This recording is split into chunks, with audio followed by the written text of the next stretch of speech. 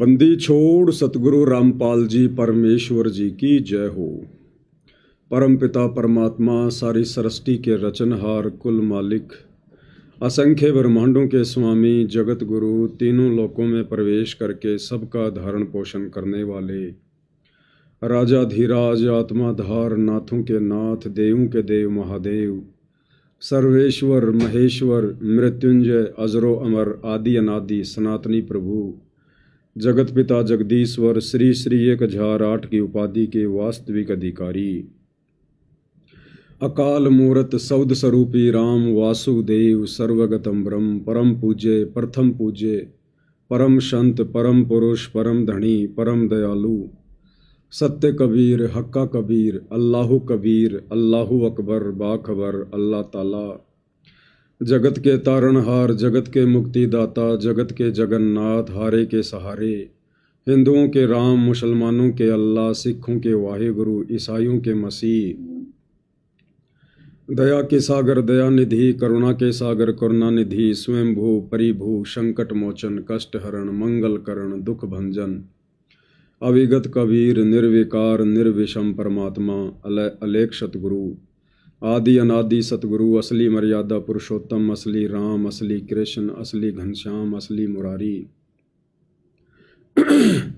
राजाओं के राजा महाराजाओं के महाराजा शहंशाहों के शहंशाह सम्राटों के सम्राट भगवानों के भगवान अल्लाहों के अल्लाह प्रभुओं के प्रभु मसीहाओं के मसीह सच्चे वाहिगुरु बाबाओं के बाबा पीरों के पीर सेठों के सेठ जगत सेठ सावड़सा सेठ सर्वगुण संपन्न अनंत कोटि कलाओं के स्वामी अनंत कोटि ब्रह्मांडों के नायक योगियों में महायोगी ध्यानियों में महाध्यानी सिद्धों में परम सिद्ध ज्ञानियों में तत्व ज्ञानी ब्रह्म ज्ञानी महाज्ञानी परम ज्ञानी सर्वश्रेष्ठ ज्ञानी विज्ञानी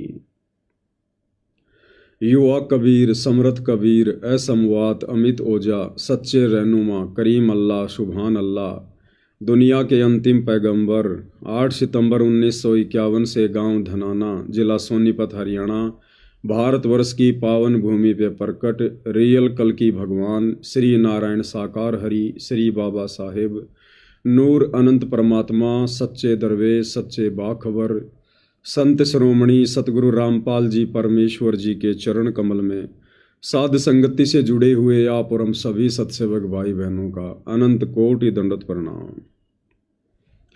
सत्साई भाई और बहनों, बहुत बड़ी दया बहुत बड़ी मेहर पूज्य गुरुदेव भगवान की परमेश्वर रामपाल जी की, जिनके शुभ आशीर्वाद से विशेष आशीर्वाद से आप और हम सभी साध संगति से जुड़े हुए सत्सेवक भाई बहन अपनी आत्मा के कल्याण हेतु भक्ति मार्ग पर हर प्रकार से मर्यादाओं में रहते हुए संघर्ष करते हुए निरंतर इस सतभक्ति मार्ग पर प्रयासरत हैं, निरंतर आगे की ओर बढ़ रहे हैं।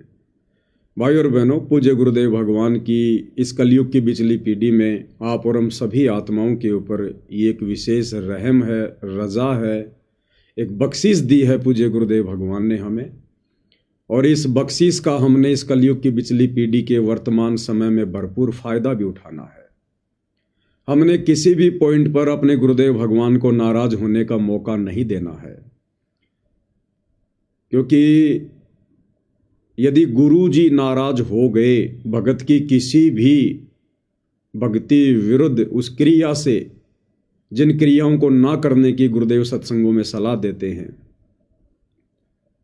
इससे गुरुदेव भगवान नाराज होते हैं। और यदि गुरु नाराज हो गया तो समझो भगत का जीवन बर्बाद हो गया। परमात्मा स्वयं अपनी वाणी में कहते हैं, भाई जिन बातों से गुरु दुख पावे उन बातों को दूर भगावे। और गुरुदेव कहते हैं कि हरि के रूठे ठोर है गुरु रूठे नहीं ठोर। तो भाई और बहनों, अब इस कलयुग की बिचली पीढ़ी में और सन 1994 से पूज्य गुरुदेव भगवान परमेश्वर रामपाल जी ने जो अमर ज्ञान जो तत्व ज्ञान इन्हीं धर्मशास्त्रों से, पांचवें वेद सूक्ष्म वेद से दिखा दिखाकर जो हमें बताया है, समझाया है, हमारे जहन में इस तत्व ज्ञान को उतार दिया है, अब हमने किसी भी पॉइंट पर गुरुदेव भगवान को तनिक भी नाराज होने का मौका नहीं देना है।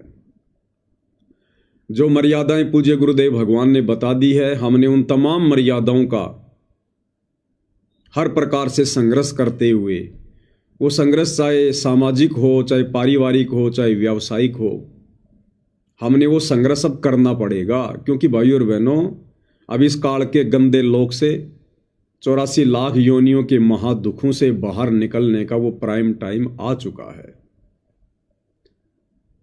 अगर वर्तमान में हम संघर्ष नहीं करेंगे मर्यादाओं के लिए, घर वालों के डराने से, धमकाने से, समाज के द्वारा दबाव बनाने से, भाईचारे रिश्तेदारों की लोकलाज के कारण यदि हमने मर्यादाएं तोड़ दी, नियम भंग कर दिए, तो भाई और बहनों फिर अगला जीवन 84 लाख योनियों में, फिर 84 लाख योनियों में जो महाकष्ट हम भोगेंगे और अनंत बार भोग चुके हैं, फिर उन कष्टों से भला हमें कौन छुड़ाएगा।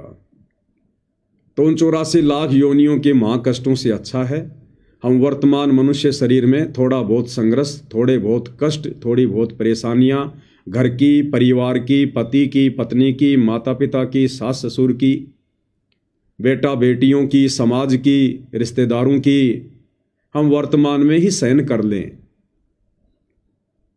और सहन करते करते हमने प्यार और प्रेम से ही पेश आना है।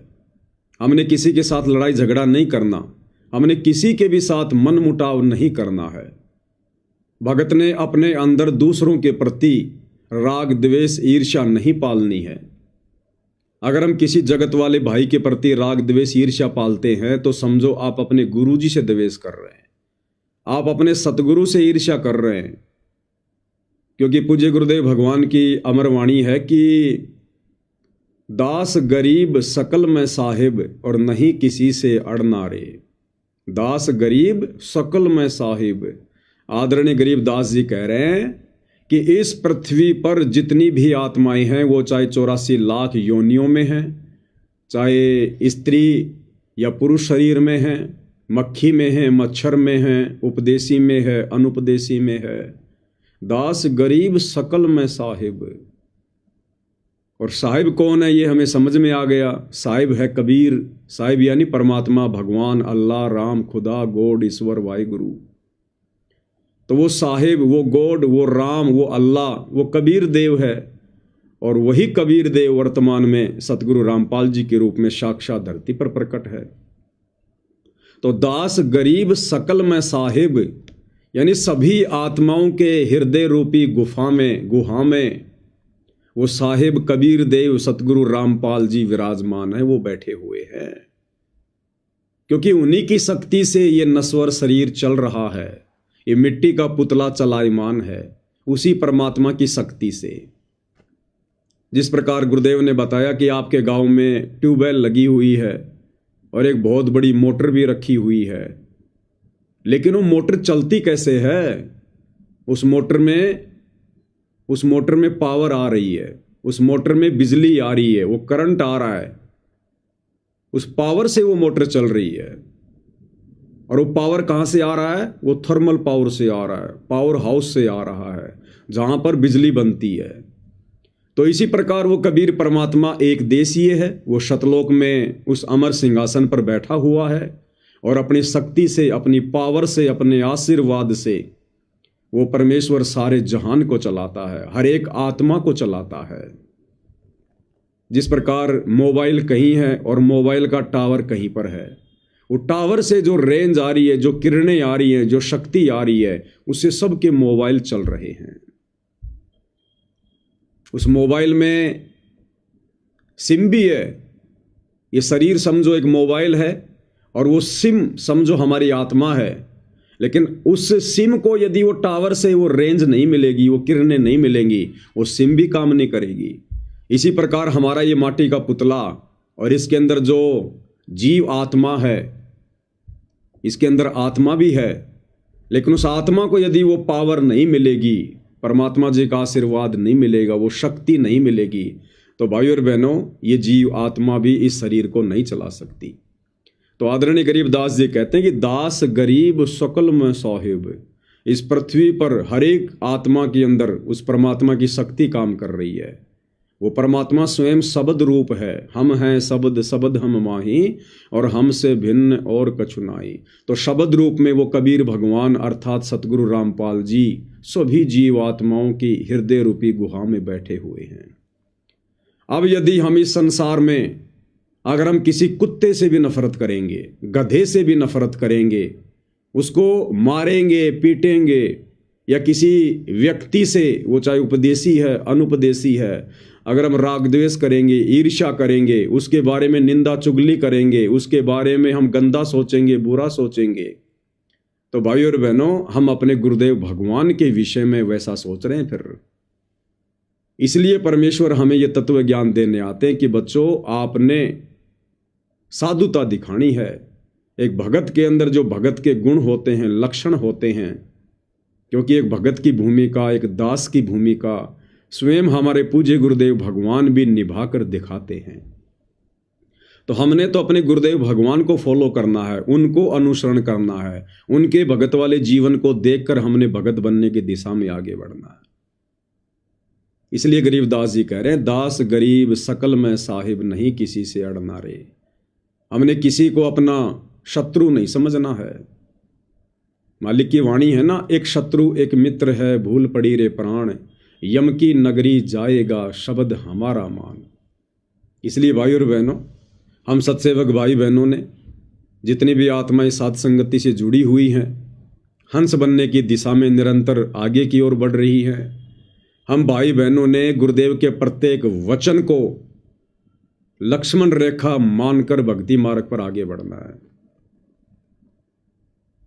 काल प्रेरणा से जगत वाले भाई बंधु लोग चाहे हमारा कितना ही विरोध करें, घर परिवार रिश्तेदार कितना ही विरोध करें, चाहे हमारे साथ मार पिटाई क्यों ना करें, ये दास का तो बेटर एक्सपीरियंस है। दास की तो कई बार हो चुकी है मार पिटाई, भक्तों ने भी कर दी है, जगत वालों ने भी बहुत की है, नाम दीक्षा से पहले, और नाम दीक्षा के बाद तो भक्तों ने पिटाई कर दी बहुत ज़्यादा। तो दास का तो भाई और बहनों बेटर एक्सपीरियंस है, तभी परमात्मा हमारे निकट आएगा। हमने उनके प्रति मन में भी द्वेष पैदा नहीं करना कि इसने मुझे क्यों मारा, हे भगवान इसकी टिकट कब कटेगी, इसका बुरा कब होगा, इसके बुरे दिन कब आएंगे। यदि हमने इतना भी सोच लिया तो भी वो परमात्मा हमारे हृदय रूपी गुहा से बाहर निकल जाएगा। जो नियम है पूज्य गुरुदेव भगवान के, वो नियम है, तब वो परमात्मा हमारे निकट आएगा। क्योंकि ये बंधन है भाई और बहनों, राग द्वेष ईर्ष्या मनमुटाव छल कपट, किसी से ज़्यादा मित्रता करना, किसी से ज़्यादा बैर भाव करना, ये सब काल के हथकंडे हैं, काल की बेड़ियां हैं। यदि हमने एक भी बेड़ी को, एक भी जंजीर को नहीं काटा तो भला काल हमें कैसे छोड़ेगा। इसलिए हमने अपनी सभी हथकड़ियाँ कटवानी है, सभी जंजीरें हमने कटवानी हैं। इसलिए गुरुदेव भगवान कहते हैं कि यो गुरु ज्ञान विज्ञान वाणी, जीवित ही जग में मरो। अब जीवित ही संसार में मर जाना यही है। जिस प्रकार मरा हुआ व्यक्ति, अब उस मरे हुए व्यक्ति का ना कोई मित्र होता है ना कोई शत्रु होता है। उस मरे हुए व्यक्ति को चाहे कोई गालियां दो, चाहे उसके ऊपर कोई लठ बरसाओ, चाहे उसको आग में जलाओ, चाहे जमीन में दफनाओ, वो कुछ नहीं कहता, कुछ नहीं बोलता, वो शुष्कता भी नहीं है, चुशकता भी नहीं है। चाहे कोई उसकी कितनी मान सम्मान करो, उसकी बढ़ाई करो, कुछ नहीं बोलता वो। ना वो मान बढ़ाई करने से प्रसन्न होता है, ना किसी के द्वारा गाली निकालने से, मारपीट करने से, गंदा बोलने से वो दुखी होता है, क्योंकि वो मर चुका है। और साधु संतों को जीवित ही मरने की शिक्षा उनके सतगुरुदेव भगवान दिया करते हैं। तो हम जब तक जीवित नहीं मरेंगे भाई और बहनों इस भक्ति मार्ग पर, सबको एक परमात्मा की संतान नहीं समझेंगे, सबके अंदर उस कबीर भगवान सतगुरु रामपाल जी की प्राण शक्ति मानकर व्यवहार नहीं करेंगे, तब तक हमारे अंदर से ये काल के द्वारा जो अवगुण भर दिए गए हैं ये बाहर नहीं निकल सकते, और इनके बाहर निकले बिना हम पार नहीं हो सकते। अब सतगुरुदेव भगवान हमें ज्ञान भी देते हैं, समाधान भी देते हैं, और साथ साथ में फिर गुरुदेव भगवान हमारी परीक्षा भी लेते हैं। कई बार परमात्मा जानबूझकर ऐसी परिस्थितियां पैदा कर देता है भगत के सामने, वो भगत की परीक्षा का समय होता है। उस समय भगत ने भगतपना दिखाना चाहिए, साधुता दिखानी चाहिए, संत ना छोड़े संतता, चाहे कोटिक में लया संत। तो भाई और बहनों, ये इस प्रकार की बहुत सारी परीक्षाएं आप और हमारी होंगी। कुछ परीक्षाएं हमारे संस्कारों के कारण होंगी, जिनको हमने गुरुदेव के ज्ञान को आधार बनाकर, साधुता का परिचय देकर, आधीन भाव दिखाकर हमने स्वयं ही उसको काटना है। और कुछ परीक्षाएं जानबूझकर पूज्य गुरुदेव भगवान भी लेंगे हमारी। तो हमने तो हर प्रकार से और इस पृथ्वी लोक पर हर दिन अपनी परीक्षा का दिन समझकर, परमात्मा ने इस दास से पहले भी बुलवाया था कि भाई और बहनों, यदि हमने इस सतभक्ति मार्ग पर सफल होना है तो दो बातें हमने गांठ बांध लेनी है। सबसे पहली बात, यदि हमने भक्ति मार्ग पर सफल होना है, एक भगत बनना है, साधु बनना है, वास्तव में बगुले से हंस बनना है, जीवित मरना है, तो हमने अपने पूज्य गुरुदेव भगवान के भगत वाले जीवन को देखना है। यदि हम किसी और भगत के जीवन को देखकर चलेंगे, हम कभी भी सफल नहीं हो पाएंगे। भगत हो सकता है बहुत अच्छी अच्छी बातें बनाएगा, मीठी मीठी बातें बोलेगा, हो सकता है वो हाथ जोड़ के या अधीनी से आपको उपदेश दे, लेकिन है वो एक जीव, वो कभी भी अपना रंग बदल सकता है, कभी भी। तो उस भगत के उस जीवन को देखकर हम कभी भी भक्ति मार्ग पर सफल नहीं हो सकते। भगत की करनी और कथनी में अंतर होता है, कभी भी आ सकता है। जरूरी नहीं है आज यदि कोई बहुत अच्छा भगत है तो 2 साल बाद भी वो बहुत अच्छा रहेगा। रहे, बहुत अच्छी बात है, उसका खुद का भला होगा, आत्मा का कल्याण होगा। लेकिन हमने केवल इसी बात को लेकर आगे नहीं बढ़ना है कि मैं उस भगत को देख कर चलूं, नहीं। हमने अपने गुरुदेव भगवान वाले भगत के जीवन को देख कर चलना है। जो भूमिका गुरुदेव भगवान ने निभाई है एक भगत बनकर, 17 फरवरी 1988 को आदरणीय रामदेवानंद जी को अपना मुंह बोला गुरु धारण किया, एक भगत की भूमिका की उन्होंने 6 वर्ष तक। तो भाई और बहनों, हमने उस जीवन को देख कर आगे बढ़ना है कि किस प्रकार से परमात्मा ने दासातन दिखाया, आधीनी दिखाई, सभी के प्रति उन्होंने जो है प्रेम भाव दिखाया। पूज्य गुरुदेव भगवान गांव गांव जाया करते थे पाठ करने के लिए, गांव गांव जाते थे सत्संग करने के लिए सन 1994 से। और गुरुदेव भगवान के साथ में लोग उनको ना पहचान कर, आम व्यक्ति मानकर, काल प्रेरणा से कैसी कैसी बदतमीजियां किया करते थे, उनका उपहास उड़ाया करते थे, भला बुरा कहा करते थे, गालियां तक निकाला करते थे, डले तक मारा करते थे।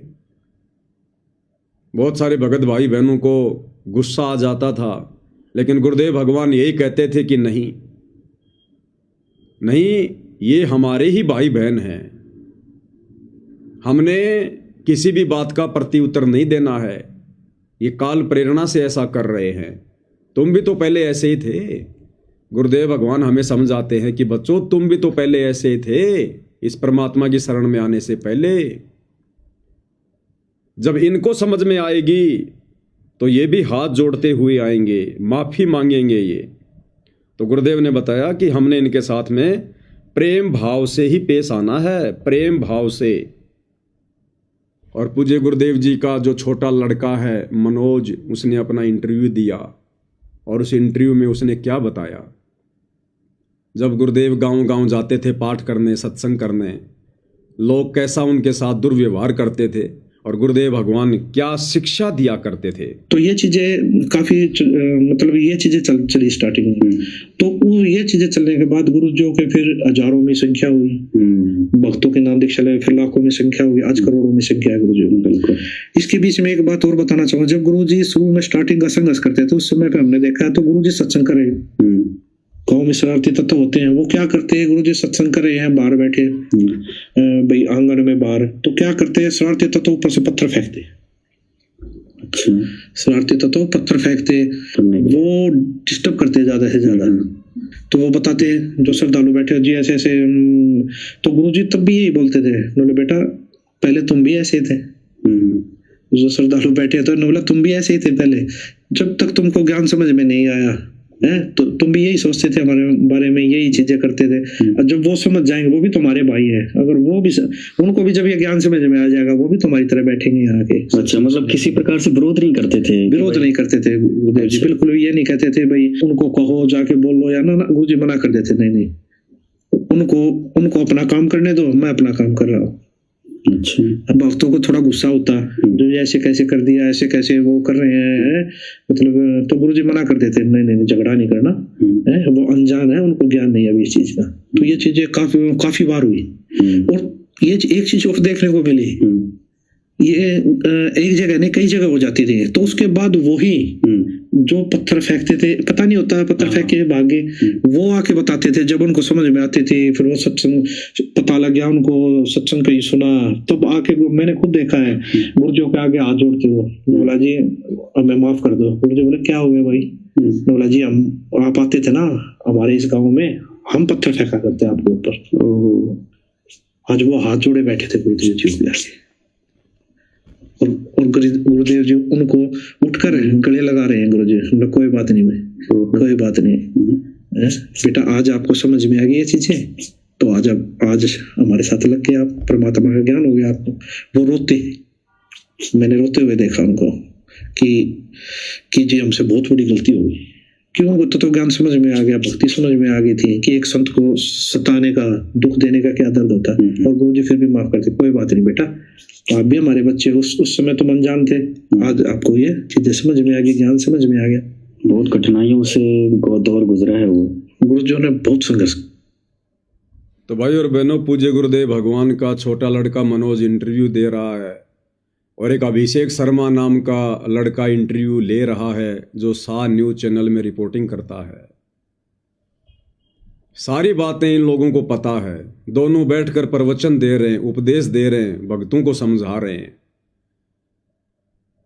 और कल परसों हरियाणा के भिवानी के खरककला गांव में जो घटना घटित हुई, सतलोक आश्रम के भक्तों ने, सेवादारों ने जिस प्रकार से गांव के लोगों को मारा है, पीटा है, पत्थरों से, लाठी डंडों से, उन पीटने वालों में ये इंटरव्यू लेने वाला अभिषेक शर्मा नाम का भगत भी था। ये अभिषेक शर्मा उन गांव वालों को पत्थरों से मार रहा है, लात घूंसों से मार रहा है। और भगत समाज को मनोज का इंटरव्यू लेते हुए क्या शिक्षा दे रहा है, क्या बातें हो रही हैं कि जब गुरुदेव गांव गांव जाते थे, लोग उनके ऊपर पत्थर बरसाया करते थे, गुरुदेव कुछ नहीं कहा करते थे, उनका कोई विरोध नहीं करते थे। और गुरुदेव के कुछ भगत कहते थे जी इन्होंने ऐसे क्यों कर दिया, ये कर दिया। जब वो गुस्सा करते थे तो गुरुदेव अपने भक्तों को मना करते थे कि नहीं भाई, ये भी तुम्हारे भाई बहन हैं, तुम भी तो पहले ऐसे ही थे जब तक तुम्हें ज्ञान समझ में नहीं आया। भाई जब इनको ज्ञान समझ में आएगा तो ये भी फिर भगत बन जाएंगे। और फिर मनोज कह रहा है कि मैंने अपनी आंखों से देखा है, फिर वही लोग जो गुरुजी के ऊपर पत्थर बरसाया करते थे, गालियां निकाला करते थे, फिर गुरुजी के चरणों में आकर रोया करते थे, माफ़ी मांगा करते थे कि जी हमें माफ़ कर दो, हम वही दुष्ट हैं जो आपके ऊपर हम पत्थर बरसाया करते थे। और अब क्या हो गया, भगत समाज को दोनों बैठकर शिक्षा दे रहे हैं। इसलिए भाई और बहनों, इन आश्रम वालों की किसी भी शिक्षा का कोई असर भगत समाज पे नहीं हो रहा, क्योंकि इनके अंदर तो राग द्वेष ईर्ष्या भरी हुई है। ऊपर से ये साधु बनने का दिखावा करते हैं, भगत बनने का ढोंग करते हैं, तो कैसे इनके शब्दों का भगत समाज पे असर होगा। तो कल दास लाइव आया था, वीडियो बनाया था, आपको दिखाया था किस प्रकार से वो अभिषेक शर्मा नाम का लड़का उन गांव वालों को पत्थरों से मार रहा है, लात घूंसों से मार रहा है, और यहां बैठकर भगत समाज को शिक्षा दे रहा है साधुता की। इसलिए परमात्मा कहते हैं पर उपदेश कुशल बहु तेरे, कि दूसरों को उपदेश देना बहुत सरल है, जब खुद के सामने वो परिस्थितियां पैदा होती है तब पता चलता है कि भगत क्या होता है, साधुता क्या होती है। इसलिए भाई और बहनों, हम सत्सेवकों के पास में एक बहुत ही अच्छा मौका है। पूज्य गुरुदेव ने हमें बहुत अच्छा एक मौका दिया है, चांस दिया है भगत बनने का, हंस बनने का, गुरुदेव के चरणों में जगह बनाने का, उनके हृदय में समाने का, गुरुदेव को अपने निकट लाने का, उनकी मेहर प्राप्त करने का हमें साध संगति से जोड़ दिया गुरुदेव भगवान ने, सुसंगति से जोड़ दिया। क्योंकि कबीर सागर के सरलार्थ में पूज्य गुरुदेव जी ने लिखा है कि बच्चों, नाम दीक्षा का मिल जाना एक अपना अलग महत्व है, लेकिन नाम दीक्षा के बाद में संगत और कुसंगत, इसका भगत पर बहुत गहरा प्रभाव पड़ेगा। अगर तत्वदर्शी संत भी मिल गया, नाम उपदेश भी मिल गया, ये सच्ची भक्ति भी मिल गई, और यदि ऐसे भक्तों की कुसंगत मिल गई जो भक्ति के निकट भी नहीं है, केवल भगत बनने का दिखावा कर, तो भी वो भगत आत्मा फैल हो जाएगी। और उपदेश मिलने के बाद यदि आपको अच्छे भक्तों की सुसंगति नसीब हो गई, फिर तो पांचों उंगली घी में है, पांचों उंगली घी में। दिन प्रतिदिन उन आत्माओं में, उन भक्तों में निखार आता चला जाएगा, निखार। और यही होता है भगत का, हर दिन भक्ति मार्ग में भगत ने आगे की ओर बढ़ना है। परमात्मा कहते हैं, छिन घटे छिन बढ़े सो तो प्रेम नाही, और कहते हैं अन घट प्रेम दिल में बसे, प्रेम कहावे सोई। 2 मिनट में भगत बन गया, 2 मिनट में जगत वाला बन गया, 2 मिनट में हंस बन गया, 2 मिनट में बगुला बन गया। परमात्मा कहते हैं ये भगत के लक्षण नहीं है। भगत के अंदर तो भक्ति भाव, प्रेम भाव दिन प्रतिदिन बढ़ता ही चला जाना चाहिए, घटने का नाम नहीं होता भगत के अंदर। अगर घट रहा है तो कोई कमजोर संस्कार सामने आ रहा है। अगर भक्ति में मन नहीं लग रहा है, कोई कमजोर संस्कार आ गया भाई, कोई पाप कर्म सामने आ गया। तरीका यही है, ज्यादा से ज्यादा भक्ति वाली दवाई खाओ, सतगुरुदेव को दंडवत करो, प्रार्थना करो, ना चाहते हुए अपना सुमरण करने लग जाओ, ना चाहते हुए सत्संग सुनने लग जाओ, कोई परमात्मा की महिमा गाने लग जाओ, किसी भगत भाई से बात कर लो। यही उपाय है, दूसरा कोई उपाय नहीं है। तो भाई और बहनों, हमने किसी भगत के भगत वाले जीवन को देखकर नहीं चलना है। हाँ, यदि भगत हमें अच्छी अच्छी बातें बताता है, बढ़िया शिक्षा देता है, यदि हमें उचित लगे तो हम उन शिक्षाओं को अपने जीवन में ग्रहण करें, लागू करें। लेकिन उस भगत को ही देख कर चलना कि भगत मुझे खाई में ले जा रहा है तो मैं जा रहा हूँ, भगत मुझे कुएं में ले जा रहा है तो मैं जा रहा हूँ, वो फिर कुसंगति हो जाएगी, वो फिर देखा देखी हो जाएगी, भेड़ चाल हो जाएगी, और फिर वो कारण भगत के लिए भक्ति में बाधक बनेगा, नाशक बनेगा। और यदि हम अपने पूज्य गुरुदेव भगवान के भगत वाले जीवन को देखकर चलेंगे तो भाई और बहनों, यदि हम आंख बंद करके यदि फॉलो करेंगे, हमें कहीं कोई नुकसान नहीं होगा। क्योंकि गुरु केवल अपने भगत का मार्गदर्शन करता है, कुमार्गदर्शन नहीं कर सकता गुरु कभी भी अपने भगत का, अंधेरे में भी। इसलिए अपने गुरुदेव भगवान के ऊपर ब्लाइंड फेथ करके, अंधविश्वास करके हम उनके लीलामयी भगत वाले जीवन को फॉलो करें, जिससे हमें सब कुछ मिलेगा। तो साधुता, आधीनी भाव, दासातन, ये पूज्य गुरुदेव ने भगत का प्रथम लक्षण बताया, प्रथम लक्षण। परमात्मा कहते हैं, आधीनी के पास है पूर्ण ब्रह्म दयाल, मान बड़ाई मारियो बेअदबी सिरकाल। आधीन भगत के पास में पल पल सतगुरु रहता है, उसकी मेहर रहती है। ये एक परमात्मा ने ऑटोमेटिक एक सिस्टम बना रखा है भाई और बहनों, एक ऑटोमेटिक सिस्टम बना रखा है परमात्मा ने। जैसे गाड़ी बनाने वाली कंपनी ने ऑटोमेटिक सिस्टम बना रखा है। यदि आप ब्रेक के ऊपर पैर रखोगे तो गाड़ी रुकेगी रुकेगी, यदि आप एक्सीलेटर के ऊपर पैर रखोगे तो गाड़ी आगे को बढ़ेगी बढ़ेगी। ये नियम बना रखा है एक।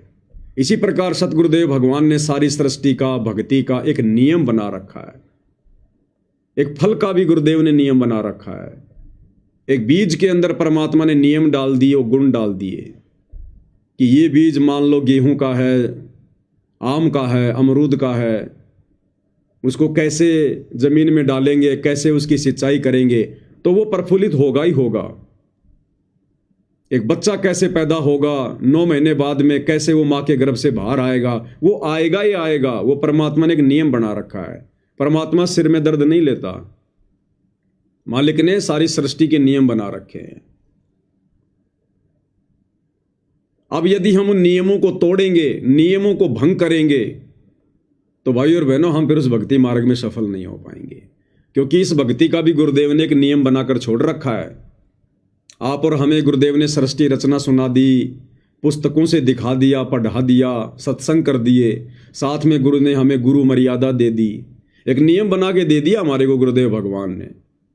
गुरु 24 घंटे हमारे पास में नहीं रहेगा, डंडा लेके नहीं बैठा रहेगा कि तू ये क्या कर रहा है, तू ये नियम तोड़ रहा है, नहीं। गुरुदेव ने हमें जानकारी दे दी, गुरुदेव ने हमें भक्ति दे दी, नियम मर्यादाएं दे दी। अब यदि हम उन नियमों में रहकर, गुरु के भक्ति वाले संविधान में रहकर आगे बढ़ेंगे तो हम भक्ति मार्ग का लाभ उठा सकते हैं, अन्यथा नहीं उठा सकते। गुरु 24 घंटे आपके पीछे पीछे नहीं घूमेगा। एक गाड़ी बनाने वाली कंपनी ने आपको गाड़ी दे दी, गाड़ी को कितनी स्पीड में चलाना है, कैसे चलाना है, ये सारे सब कुछ मैनुअल दे दिए। सरकार ने हमें रोड बना के दे दी, रोड पर सरकार ने जगह जगह जो है होर्डिंग लगा दिए कि आगे घुमाव है, आगे ब्रेकर है, यहाँ पर आपने 60 की स्पीड से चलना है। यदि हम उन नियमों को तोड़ेंगे तो भाई और बहनों नुकसान हम खुद ही उठाएंगे। ना तो वो रोड बनाने वाली कंपनी गाड़ी में आपके पास बैठी रहेगी, ना वो गाड़ी बनाने वाली कंपनी का मालिक आपके पास में बैठेगा। उन्होंने तो जो वस्तु थी आपको दे दी और नियम दे दिए। अब यदि आपने सुरक्षित अपना काम करना है, अपने घर पर पहुंचना है, तो नियम और मर्यादा में रहकर आपने गाड़ी चलानी पड़ेगी। इसी प्रकार ये भक्ति रूपी गाड़ी गुरुदेव भगवान ने हमें दे दी है, नियम और मर्यादा बता दी, सावधानियां बता दी। अब यदि हमने सुरक्षित अपने घर सतलोक पहुंचना है तो हमने इन तमाम नियमों को, मर्यादाओं को फॉलो करना पड़ेगा, अन्यथा हम कभी भी सतलोक नहीं जा पाएंगे, कभी भी यही गाड़ी धक्के मारती रहेगी। इसलिए भाई और बहनों, साधुता, आधीनी, ये परमात्मा ने भगत का प्रथम लक्षण बताया है। और आदरणीय गरीबदास जी की अमरवाणी के अनुसार कि दास गरीब सकल में साहिब, नहीं किसी से अड़ना रे।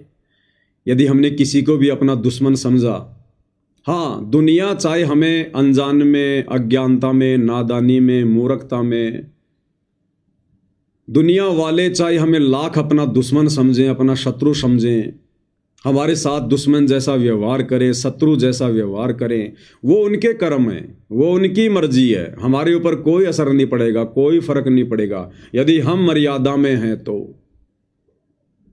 जैसे 2020 में कोरोना की बीमारी आई, बहुत सारे लोगों ने इंजेक्शन वगैरह लगवा लिए, और जिन लोगों ने नहीं लगवाए, बहुत सारे लोग ऐसे थे उन्होंने नहीं लगवाए, मैंने भी नहीं लगवाया।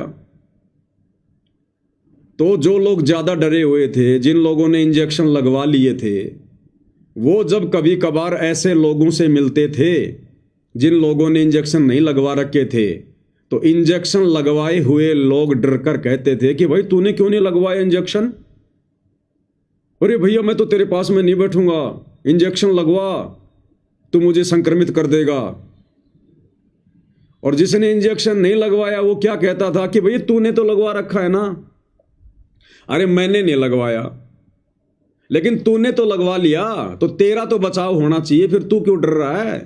अरे डरना तो मेरे को चाहिए जिसने नहीं लगवाया, और तूने इंजेक्शन भी लगवा लिया, फिर भी तू करा कि नहीं नहीं दूर रह, तू भी लगवा इंजेक्शन। अरे तूने तो अपना बचाव कर लिया ना, अपना प्रोटेक्शन तूने कर लिया ना, फिर मेरे से क्यों डर रहा है? इसका मतलब उस व्यक्ति को खुद के इंजेक्शन पर भी भरोसा नहीं है। ठीक इसी प्रकार भाई और बहनों, इस सतभक्ति मार्ग पर अब हमने हर प्रकार से अपने पूज्य गुरुदेव भगवान पर ब्लाइंड फेथ करके आगे बढ़ना है। और दुनिया वाले चाहे हमसे लाख शत्रुता निभाएं, हमसे लाख राग द्वेष करें, हाँ, पर हमारा बाण भी बाका नहीं होगा, बाण भी, क्योंकि हमने सतगुरुदेव भगवान का मर्यादा रूपी इंजेक्शन लगवा रखा है। और ये इंजेक्शन जिसने एक बार लगवा लिया और दवाई को ढंग से जो अंदर जाने देगा, उसका फिर बाण भी बाका नहीं हो सकता, बाण भी बाका। तो दुनिया चाहे हमसे लाख दुश्मनी करें, भगत चाहे हमसे लाख वैर भाव करें, क्योंकि सारे लोग भगत नहीं होते, नाम दीक्षा लेते कोई भगत नहीं बन जाता। कोई लोग 20-20 साल में भी भगत नहीं बन पाए अभी तक। सतगुरुदेव भगवान का कलयुगी परिवार, उनके बेटा बेटी, भाई बंधु रिश्तेदार अभी तक भगत नहीं बन पाए। उनको तो 30-30 वर्ष हो गए नाम दीक्षा लिए हुए, आज भी वो बगुले के बगुले हैं। रोज हिसार जेल से गुरुदेव के संदेश आते हैं, गुरुदेव रोते हैं, उनको डांटते हैं, फटकारते हैं कि नालायको तुम कब भगत बनोगे, तुम कौन से दिन सुधरोगे, क्यों तुम मुझे दुखी कर रहे हो, क्यों भगवान को दुखी कर रहे हो, क्यों तुम मेरा रिजल्ट जो है खराब कर रहे हो। तो भाई अभी तक तो पूज्य गुरुदेव भगवान का कलयुगी परिवार ही सन 2025 तक भगत नहीं बना। जो पिछले 20 वर्षों से, 25 वर्षों से, 30 वर्षों से दीक्षा लेकर और संगत में बहुत बड़े भगत बनने का दिखावा कर रहे हैं। तो भाई और बहनों, हमने यदि भगत बनना है तो अपने पूज्य गुरुदेव भगवान के लीला में जीवन को अपने ऊपर अंगीकार करना पड़ेगा। ये नियम है, अध्यात्म का प्रथम नियम है। यदि हमने सफल होना है तो अपने गुरुदेव भगवान के भगत वाले जीवन को ही देखकर हमने भक्ति मार्ग पर आगे बढ़ना पड़ेगा। ये प्रथम नियम है। और दूसरा, हमने जीवित मरना पड़ेगा। फिर हमने जीवित मरना पड़ेगा। ये समाज की लोक लाज, झूठी मर्यादा, ये लोक दिखावा, ब्याह शादी, भात छूचक, ये फालतू का ऋण संस्कार बढ़ाने वाला लेन देन करना, ये त्योहार वगैरह मनाना जिनका वर्तमान में कोई औचित्य नहीं है, इन तमाम समाज के अनुकूल और भक्ति के प्रतिकूल, भक्ति के विरुद्ध ये जितनी भी सामाजिक मर्यादा है, हमने इनको छोड़ना पड़ेगा। तब भगत भाई और बहनों, हमारा इस काल के लोक से सतगुरुदेव भगवान पीछा छुड़वाएंगे, दूसरा कोई तरीका नहीं है। तो भाई और बहनों, पूज्य गुरुदेव भगवान वर्तमान में हिसार जेल में बैठकर जो विशेष संदेश एक अंतिम विकल्प के रूप में, एक अंतिम विकल्प के रूप में जो भगत समाज को दे रहे हैं, अब हमने इन विशेष संदेशों को फॉलो करना पड़ेगा, इनका अनुसरण करना पड़ेगा। ये अंतिम शिक्षा दी जा रही है गुरुदेव भगवान के द्वारा। अंतिम ये प्रार्थना समझ लेना पूज्य गुरुदेव भगवान की। इन हिसार जेल से आने वाले विशेष संदेशों को समझकर, सुनकर यदि किसी ने अभी भी भगत का चोला धारण नहीं किया, जैसा भगत हमें गुरुदेव बनाना चाहते हैं, यदि हम वैसे भगत नहीं बने तो इसके बाद गुरुदेव की तरफ से फिर और कोई मौका नहीं है, कोई चांस नहीं है। तो पूज्य गुरुदेव भगवान के आशीर्वाद से विशेष संदेश नंबर 14 का आज ये भाग नंबर 2 है, जिसके ऊपर हम साथ संगति करने जा रहे हैं। पूज्य गुरुदेव जी से प्रार्थना करेंगे कि परमेश्वर हमें सद्बुद्धि दे। और ये जो विशेष संदेश हैं, जिनको समझना भाई और बहनों ब्रह्मा विष्णु महेश के भी वश की बात नहीं है।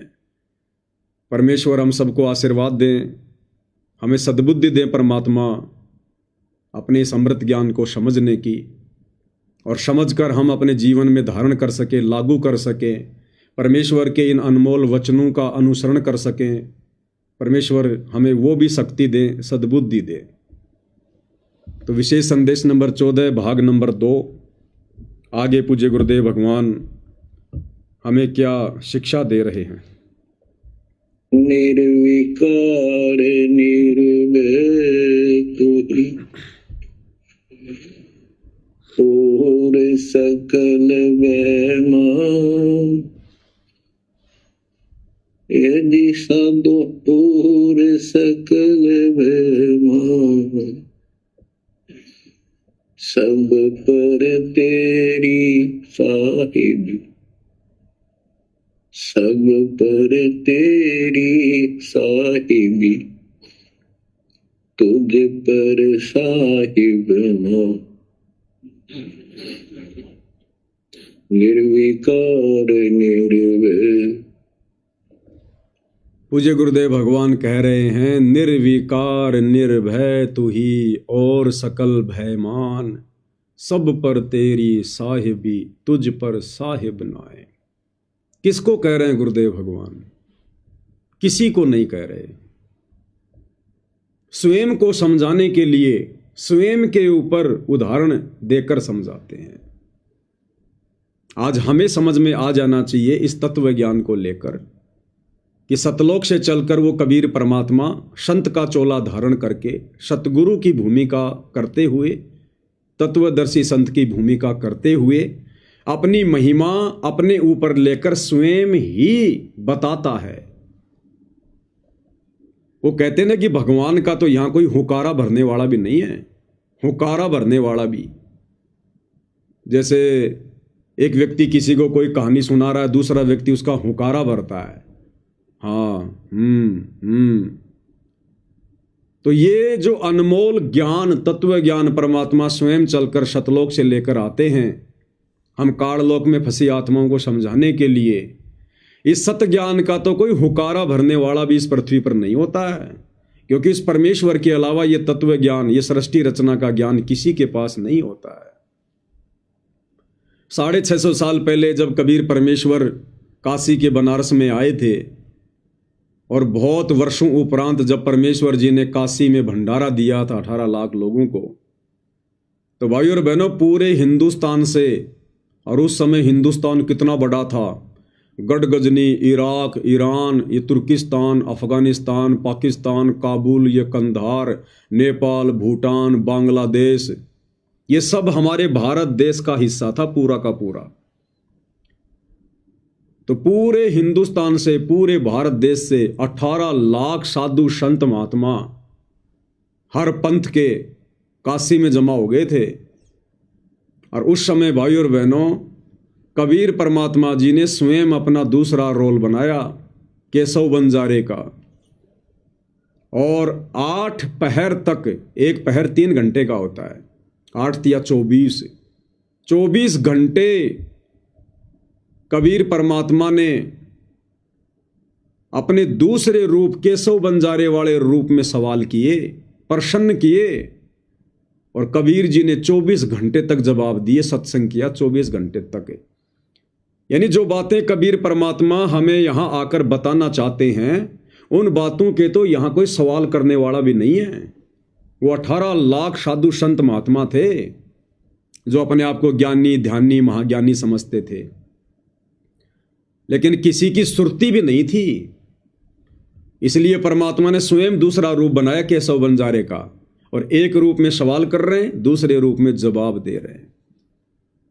तो वर्तमान में भाइयों और बहनों बड़े सौभाग्य से हमें वही कबीर परमेश्वर सतगुरु रामपाल जी के रूप में नसीब हैं, प्राप्त हैं। तो इस परमेश्वर ने अपने द्वारा रची गई सृष्टि का, इस अध्यात्म का, शास्त्र अनुकूल सत भक्ति मार्ग का ज्ञान सतलोक से चलकर स्वयं ही आकर बताना पड़ता है। यहाँ कोई हुकारा भरने वाला भी नहीं है, यहाँ उनसे कोई सवाल भी करने वाला नहीं है, क्योंकि किसी की बुद्धि वहां तक है ही नहीं। इसलिए गुरुदेव भगवान क्या कह रहे हैं, किसको कह रहे हैं कि निर्विकार निर्भय तू ही और सकल भय मान, हे जी साधो और सकल भय मान, सब पर तेरी साहेबी, सब पर तेरी साहेबी, तुझ पर साहेब ना निर्विकार निर्भय। अब हमने समझनी है ये बात कि वो निर्विकार निर्भय परमात्मा कौन है। स्वयं सतगुरु रामपाल जी हैं। पहली बात तो ये, इस काल के लोक में 21 ब्रह्मांड में निर्भय होकर सच्चाई या ब्रह्मा विष्णु महेश भी नहीं बता सकते। निर्भय होकर ये सच्चाई ब्रह्मा विष्णु महेश की माता जी दुर्गा भी नहीं बता सकती, क्योंकि सृष्टि रचना में गुरुदेव ने बताया कि इस काल ने, ज्योति निरंजन ने दुर्गा को पाबंद कर रखा है। यदि मेरे विषय में तूने ये सच्चाई आम जन को तो छोड़ो, अगर मेरे तीनों बेटों ब्रह्मा विष्णु महेश को भी बता दी तो मेरे से बुरा कोई और नहीं होगा। ये दुर्गा भी डरी हुई है, ये दुर्गा भी यहाँ पर निर्भय होकर सच्चाई नहीं बता सकती। ये ब्रह्मा विष्णु महेश बेचारे सच्चाई कहाँ से बता देंगे जब इनको पता ही नहीं है। फिर ये अपने आप को वेद शास्त्रों का ज्ञाता कहने वाले चतुर्वेदी, त्रिवेदी, द्विवेदी, आचार्य, शंकराचार्य, पोप, पादरी, पंडित, मुल्ला, मौलवी, ये काजी, पीर, पैगंबर, कुतुब, ओलिया और ये सुर नर मुनि ज्ञानी, ये कहाँ से बता देंगे भाई और बहनों में सच्चाई। कहाँ इनके पास में मोक्ष मार्ग है, मोक्ष का ज्ञान है, सतलोक का ज्ञान है? तो आज इस पृथ्वी पर सन 1994 से ये सच्चाई निर्भय होकर, सृष्टि रचना का ज्ञान निर्भय होकर हम पृथ्वीवासियों को कौन दे रहे हैं? सतगुरु रामपाल जी दे रहे हैं। तो ये ज्ञान वही दे सकता है जो निर्विकार और निर्भय है, और इस अखिल सृष्टि में निर्विकार और निर्भय केवल परम पूज्य परमेश्वर सतगुरु रामपाल जी हैं। तो आप और भगत भाई बहनों ने अब परमेश्वर की वो महिमा करनी चाहिए। ये शब्द हमने अपने पूज्य गुरुदेव भगवान के लिए गाना चाहिए, बोलना चाहिए उनकी महिमा में। परमेश्वर तो हमें समझा रहे हैं, हमारे को अध्यात्म समझाने के लिए अपने ऊपर उदाहरण देकर स्वयं ही स्वयं को निर्विकार कह रहे हैं, अपने आप को छुपाते हुए कि मैं तो उस कबीर जी का भेजा हुआ दास हूँ, मैं तो उसका संदेश वाहक हूँ, मैं तो उसकी हंस आत्मा हूँ। परमात्मा तो कबीर जी हैं। यही लीला तो परमात्मा चारों युगों में करते हैं। सतयुग में परमात्मा आते हैं, एक तत्वदर्शी संत का रूप धारण करके आते हैं। सतयुग में सतसुकृत ऋषि के नाम से आए, अपने आप को कभी नहीं कहा कि मैं भगवान हूँ, मैं परमात्मा हूँ, और यही ज्ञान दिया करते थे जो ज्ञान आज दे रहे हैं पूज्य गुरुदेव भगवान। सन 1994 से दे रहे हैं गुरुदेव भगवान, लेकिन किसी ने भी उनके ज्ञान को स्वीकार नहीं किया। मनु जैसे उन तथाकथित विद्वानों ने परमात्मा का नाम ही बदल दिया, वामदेव, वामदेव नाम रख दिया कबीर परमेश्वर जी का, यानी उल्टा ज्ञान देने वाला। त्रेता में परमात्मा मुनिंद्र ऋषि के नाम से आए, लोगों ने विरोध किया। बहुत कम आत्माएं थी जिन्होंने ज्ञान को स्वीकार किया, लेकिन अंत तक वो भी मर्यादाओं में नहीं रह पाए। द्वापर में परमात्मा करुणा में ऋषि के नाम से आए, यही सत्य ज्ञान दिया, यही सृष्टि रचना का ज्ञान दिया। अपने आप को दास कहा करते थे, परमात्मा का भेजा हुआ संदेश वाहक कहा करते थे। 650 साल पहले कलयुग के प्रथम चरण में कबीर नाम से आए, और अपने आप को कभी भी नहीं कहा कि मैं भगवान हूं, मैं परमात्मा हूं। एक आध को कहा तो उन्होंने माना नहीं, और कहा कि परमात्मा तो सतलोक में रहता है, उसका सत्य पुरुष नाम है। अब क्या नाम बताए परमात्मा का, क्योंकि कबीर नाम से तो खुद आए हुए थे, गुरु बनकर भूमिका कर रहे थे। अगर ये कहें कि भाई कबीर भगवान है तो लोग मानने को तैयार नहीं, तो कहा करते थे कि सत्य पुरुष ने मुझे भेजा है, सत्य पुरुष ने। तो ठीक ही यही स्थिति भाई और बहनों वर्तमान में है। जब तक हम आत्माओं को ज्ञान नहीं हो जाता, गुरु की पहचान नहीं हो जाती है, तब तक गुरुदेव भगवान इस प्रकार से अपने आप को छुपाते रहेंगे, अपने से अन्य को परमात्मा बताकर हम तक ज्ञान पहुंचाते रहेंगे, हमारी बुद्धि को विकसित करते रहेंगे, और ये कार्यक्रम तो परमात्मा का आजीवन चलता रहेगा। लेकिन जिन जिन आत्माओं को वो उपलब्धि प्राप्त हो जाती है गुरुदेव को पहचानने की, उनको समझने की, फिर उन आत्माओं ने गुरु को कोई संदेश वाहक मानकर नहीं, कोई हंस आत्मा मानकर नहीं, कबीर का भेजा हुआ दास मानकर नहीं, फिर स्वयं कबीर परमात्मा ही धरती पर प्रकट हैं। फिर इस प्रकार से हमने गुरुदेव भगवान के साथ व्यवहार करना है। और जिन जिन आत्माओं ने इस प्रकार से गुरु को पहचान कर उनके साथ व्यवहार करना शुरू कर दिया, पतिव्रता पद पर रहकर भक्ति करनी शुरू कर दी, गीता अध्याय 3 श्लोक 13 के अनुसार उन्हें परमात्मा मानकर भोग लगाना शुरू कर दिया। क्योंकि भाई और बहनों 4 युग बीत चुके हैं। वर्तमान की कलयुग की इस बिचली पीढ़ी के अलावा और साध संगति से जुड़े हुए सत्सेवक भाई बहनों के अलावा 4 युग बीत गए हैं। इस परमेश्वर को किसी ने भी परमेश्वर मानकर भोग नहीं लगाया जब ये गुरु रूप में आते हैं। 4 युग बीत चुके हैं, किसी ने भी इस परमेश्वर को परमेश्वर मानकर जब ये सतगुरु रूप में आते हैं इनकी आरती नहीं उतारी है।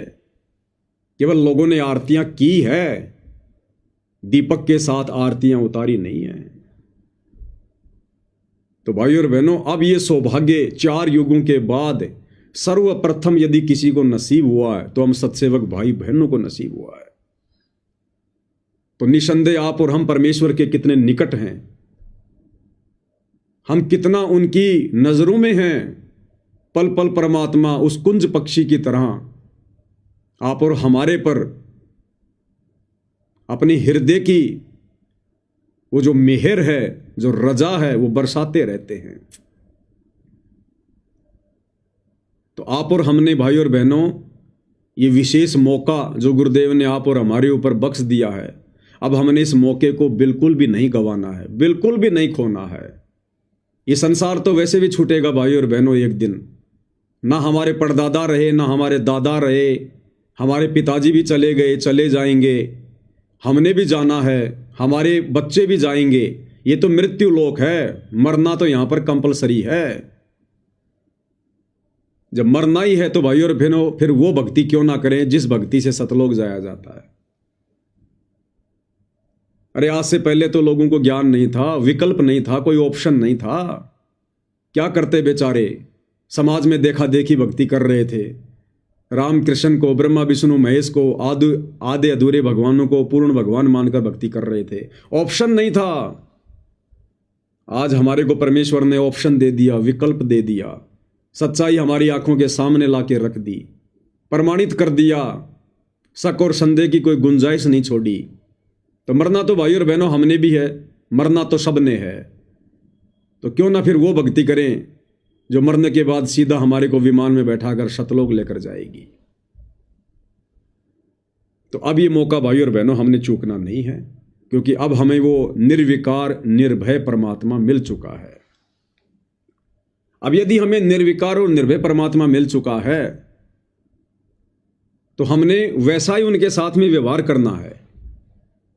अब भाई और बहनों हमें पीछे का इतिहास भी समझ में आएगा।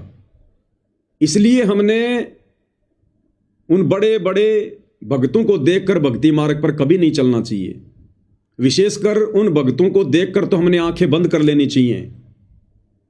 उन भक्तों के जीवन को तो हमने कभी भी फॉलो नहीं करना चाहिए, भूलकर भी।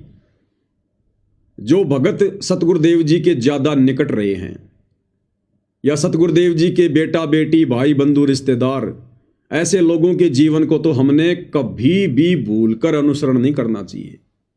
क्योंकि घर का जोगी जोगना, बाहर का जोगी सिद्ध, दीपक के नीचे हमेशा अंधेरा होता है। अब हमें उन भक्तों की रहनी करनी समझ में आएगी। अब साथ संगति से जुड़ने के बाद परमेश्वर ने जो सद्बुद्धि हमारी खोली है, अब हमें समझ में आएगा उनकी रहनी करनी कि 30 वर्षों से उन्होंने गुरु को क्या समझ रखा था, अपने जैसा मानुष्य। अब बताइए, गुरुदेव कह रहे निर्विकार निर्भय तू ही और शकल भयमान, सब पर तेरी साहिबी तुझ पर साहिब नाई। कि उस कबीर परमेश्वर जी के अलावा सृष्टि में दूसरा कोई साहब नहीं है, भगवान नहीं है, और सब पर उन्हीं की साहिबी अर्थात उन्हीं की सत्ता चलती है। और वो कबीर परमेश्वर निसंदेह वर्तमान में सतगुरु रामपाल जी हैं। हमें तो समझ में आ गया, बाकी दुनिया को भी धीरे धीरे आ ही जाएगा। जब तक दुनिया नहीं समझेगी तब तक विरोध रहेगा, कोई बड़ी बात नहीं है। शुरू में सच्चाई का विरोध ही होता है, लेकिन धीरे धीरे जीत सच्चाई की होती है। इसलिए परमात्मा कहते हैं सत ना छोड़े सूरमा, सत छोड़े पत जाए, और सत के बांधे लक्ष्मी फेर में लगी आए। कि भगत ने कभी भी यदि उसको सच्चाई समझ में आ गई है, उसने अपने धर्म से नहीं डिगना चाहिए। सत ना छोड़े सूरमा, सत छोड़े पत जाए। यदि आपने सच्चाई का रास्ता छोड़ दिया तो आपकी भक्ति कमाई नष्ट हो जाएगी, आपका धर्म नष्ट हो जाएगा। और कहते हैं सत के बांधे लक्ष्मी फेर में लगी आए। यदि आप अपने नियम पर हैं, अपने धर्म कर्म पर है, सच्चाई पर हैं, तो वापस वही दिन पुनः आएंगे। जीत हमेशा सच्चाई की होगी। तो अब हमें समझ में आएगा भाई और बहनों कि वो निर्विकार निर्विषम परमात्मा सतगुरु रामपाल जी हैं। लेकिन क्या उनके परिवार ने, जो पिछले 30 वर्षों से भक्ति कर रहा है, वो बड़े बड़े भगत जो पिछले 20, 25, 30 वर्षों से उनके निकट रहते हैं, क्या उन्होंने अपने गुरु को कभी निर्विकार समझा, निर्भय समझा, परमात्मा के रूप में जाना? कभी नहीं। अगर सतलोक आश्रम से जुड़े बड़े बड़े परम भक्तों ने, गुरुदेव के परिवार ने गुरुदेव को निर्विकार और निर्भय परमात्मा मान लिया होता, समझ लिया होता, सारी सृष्टि का साहिब समझ लिया होता, तो भाई और बहनों, ना ही तो उस करोथा आश्रम में कभी भी उस निर्विकार परमात्मा को बचाने के लिए बॉडीगार्डों की आवश्यकता पड़ती। उन बंदूकधारियों की, उन बॉडीगार्डों की कभी आवश्यकता नहीं पड़ती।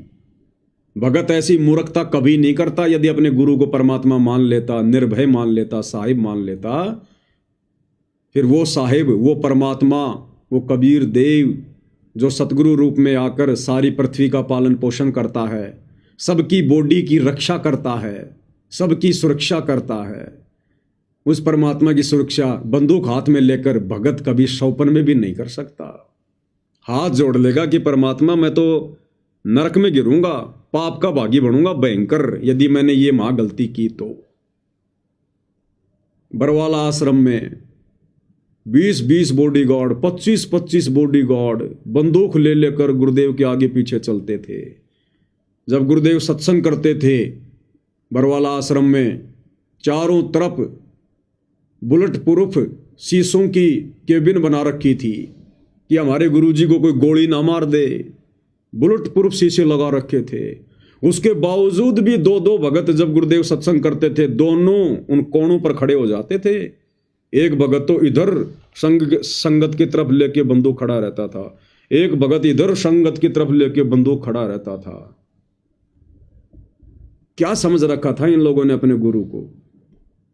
अपने जैसा 2 कोड़ी का जीव, मानुष्य। और गुरुदेव ने अपने सत्संगों में क्या बताया?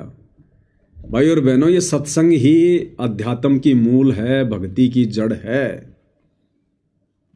इसलिए गुरुदेव भगवान कहते हैं कि ये कलयुग की बिचली पीढ़ी में ज्ञान आधार का मार्ग है। जिसने सत्संग नहीं सुने, नहीं समझे, वो कभी भी भक्ति मार्ग पर दृढ़ होकर आगे नहीं बढ़ सकता। अब गुरुदेव ने हमें सत्संगों में क्या बताया? पूज्य गुरुदेव भगवान कह रहे हैं कि हम उस भगवान के पुजारी हैं जो कभी मरता नहीं है। यानी है तो स्वयं ही अविनाशी, लेकिन भूमिका तो एक भगत की कर रहे हैं, एक संत की कर रहे हैं, अपने आप को छुपाते हुए। तो कह रहे हैं कि हम उस भगवान के पुजारी हैं जो कभी मरता नहीं है। क्या कहते हैं पूज्य गुरुदेव भगवान? ध्यान से सुनिएगा भाई और बहनों। कंस मार दिया, किसी ने रावण मार दिया, हम उस भगवान के पुजारी है जो मारता नहीं, वो सबका रक्षक है। कर्म आधार पर छोड़ देता, जो जैसे करेगा वो भर लेगा, लेकिन वो मारता नहीं और मरता भी नहीं किसी से, उसको डर नहीं, हथियार रखता नहीं। इसलिए तो उस परमात्मा के पुजारी हैं जो कभी किसी को मारता नहीं। तो क्या कह रहे हैं गुरुदेव भगवान? कि हम उस भगवान के पुजारी हैं जो कभी किसी को मारता नहीं है और ना वो कभी किसी से मरता है। हम उस भगवान के पुजारी हैं और ना किसी से वो राग द्वेष करता, ना लड़ाई झगड़ा करता, ना मार पिटाई करता, क्योंकि उसने कर्मों के आधार पर सबको छोड़ रखा है। जो जैसे कर्म करेगा उसका फल उसको वैसा ही मिलता रहेगा। इसलिए हमने किसी भी भगत की किसी भी उल्टी सीधी उन क्रियाओं को देखकर डिसीजन नहीं लेना, क्योंकि यहां तो जैसे कर्म करोगे फिर वैसा ही भोग भोगना पड़ेगा। तो हमने केवल उन्हीं चीजों को फॉलो करना है जो गुरुदेव ने बताई है, सत्संगों में बताई है। उनका भोग अच्छा ही होगा, बुरा हो ही नहीं सकता। और कह रहे हम उस भगवान के पुजारी हैं जो कभी किसी को मारता नहीं। जैसे राम ने मार दिए, श्री कृष्ण जी ने मार दिए, शेरावाली 8 हाथों में 8 हथियार रखती है, हनुमान जी गदा रखते हैं, राम रावण युद्ध में लाखों मार दिए। तो ये भगवानों के लक्षण नहीं होते। भगवान तो कर्म आधार पे छोड़ देता है, जो जैसा करेगा वैसा पाएगा, सिर में दर्द नहीं लेता। तो अगर इन सतलोक आश्रम वालों ने, पूज्य गुरुदेव के बेटा बेटी भाई बंधु रिश्तेदारों ने, इन बड़े बड़े कोऑर्डिनेटरों ने जो आज इन सतलोक आश्रमों के संचालक बन के बैठे हैं, यदि इन लोगों ने अपने गुरुदेव को पहचान लिया होता तो भाई और बहनों, ये कभी भी ये गलती ना करते गुरु के बॉडीगार्ड बनने की। ये कभी भी गुरु की बॉडी को सुरक्षित रखने का ठेका नहीं लेते। और वर्तमान में भी ये लोग वही गलतियां कर रहे हैं, आज भी वही गलतियां कर रहे हैं ये लोग। और देख लेना आगे भी इन लोगों की यही गलतियां रहेंगी। ये लोग नहीं सुधरने वाले, इनके कर्म ही इनको सुधारेंगे। राम किसी को मारे नहीं, मारे तो हत्यारा राम, अपने आप ही मर जाएंगे कर कर खोटे काम। तो हमने भाई और बहनों इन तमाम बातों से शिक्षा लेनी है जो गुरुदेव कह रहे हैं कि भगवान किसी को मारता नहीं और भगवान किसी से मरता नहीं। वो तो कर्म आधार से छोड़ देता है। जिसने जैसा कर्म किया है वो कर्मों की मार से नहीं बच सकता। चाहे किसी भी ब्रह्मांड में बैठा हो, किसी भी लोक में बैठा हो, जैसे उसने कर्म किए हैं समय आने पर अच्छे या बुरे वो उसने भोगने पड़ेंगे। इसलिए हमने अपने गुरुदेव भगवान के भगत वाले जीवन को देखकर चलना है। सत्संगों में गुरुदेव ने हमें जो दिशा निर्देश दे दिए हैं उनके अनुसार हमने भक्ति मार्ग पर आगे बढ़ना है। इसलिए परमात्मा किसी के साथ लड़ाई झगड़ा करना, मन मुटाव करना, वैर भाव करना, राग द्वेष ईर्ष्या करना, छल कपट करना, धोखाधड़ी करना, बेईमान करना, इसलिए परमेश्वर हमें मना करते हैं, अन्यथा आपने उन कर्मों का भोग भोगना पड़ेगा। आपके साथ यदि कोई धोखाधड़ी कर रहा है, बदतमीजी कर रहा है, तो उल्टा जवाब ना दो। आवत गाड़ी एक है, उल्टा हो अनेक है, कबीर ना उल्टी रहे कि एक। जो तो को काटा बोवे वाको बो तो फूल, तो ये फूल के फूल है वाको है त्रिशूल। समय आने पर जैसे वो कर्म कर रहा है परमेश्वर उसको सजा अवश्य देगा। फिर हम क्यों ठेकेदार बने? हाँ, हम प्रार्थना कर सकते हैं, समझा सकते हैं, विनती कर सकते हैं, लेकिन जैसा दुर्व्यवहार सामने वाला करता है हम उसके बराबर नहीं हो सकते। भाई फिर हमारे में उसमें क्या अंतर? अगर वो जगत वाला होकर, अज्ञानी होकर, अनुपदेशी होकर यदि दुर्व्यवहार कर रहा है और हम भगत होकर, उपदेशी होकर, ये तत्व ज्ञान लेकर भी यदि हम उसके साथ वैसा ही व्यवहार करेंगे, यदि हम उस पत्थर फेंकने वाले की तरफ ईंट फेंकेंगे, तो हमारे में उसमें क्या अंतर हुआ? बल्कि वो हमसे ज्यादा अच्छा है, क्योंकि वो तो इसलिए कर रहा है क्योंकि उसको ज्ञान नहीं है, और हमारे को ज्ञान होने के बावजूद भी हम उसके जैसा व्यवहार कर रहे हैं उसके साथ है, तो हम तो जानवर से भी बदतर हैं, फिर भगत काहे के। इसलिए भाई और बहनों, परमात्मा हमें जीवित ही मरने की सलाह देते हैं। और फिर हमारा रक्षक, हमारा गुरु, यदि हम उनके इस प्रकार से वचनों पर चलेंगे, नियमों पर चलेंगे, मर्यादाओं में रहकर भक्ति करेंगे, जब इतना दृढ़ विश्वास करेंगे उनके वचनों पर, फिर परमात्मा हमारा बाल बाका होने देगा क्या? अरे प्रहलाद भगत ने त्रेता युग में विश्वास किया था अपने भगवान पर। उसके बाप हिरण्यकश्यप ने 84 बार उसके साथ में दुर्व्यवहार किया, 84 प्रकार की यातनाएं दी उसको। कभी पहाड़ से फिकवाया, कभी गरम गरम तेल के उस कढ़ाई में डाला, कभी जंगल में सर्पों के बीच में डलवा दिया, कभी आग में जलाने का प्रयास किया, मार पिटाई करी। 84 प्रकार से भगत प्रहलाद को उसके पिता ने त्रेता युग में जान से मारने की कोशिश की, लेकिन भगत प्रहलाद ने विश्वास किया उस परम शक्ति पर, परम सत्ता पर, जो कि उस समय उसके गुरु रूप में भी नहीं था। उसको पता भी नहीं था कि भगवान कौन है। पूर्व जन्म के संस्कार से विष्णु जी को परमात्मा मानकर ओम विष्णु देवाय नमः, ओम विष्णु देवाय नमः, नारद को अपना गुरु धारण कर रखा था। उसके बावजूद भी उसके विश्वास को देखकर और उसके पूर्व जन्म के मजबूत संस्कारों को देखकर परमात्मा ने पल पल रक्षा की। पल पल जिस हिरण्यकश्यप से त्रेता युग में पूरी पृथ्वी कांपती थी, तो वर्तमान में तो भाई और बहनों साक्षात वो पूर्ण ब्रह्म परमात्मा जो नरसिंह रूप धारण करके आया था भगत प्रहलाद को बचाने, आज सतगुरु रामपाल जी के रूप में धरती पर साक्षात प्रकट है। और सबसे बड़ी बात, हम उनकी शरण में हैं, वे हमारे पूज्य गुरुदेव भगवान हैं।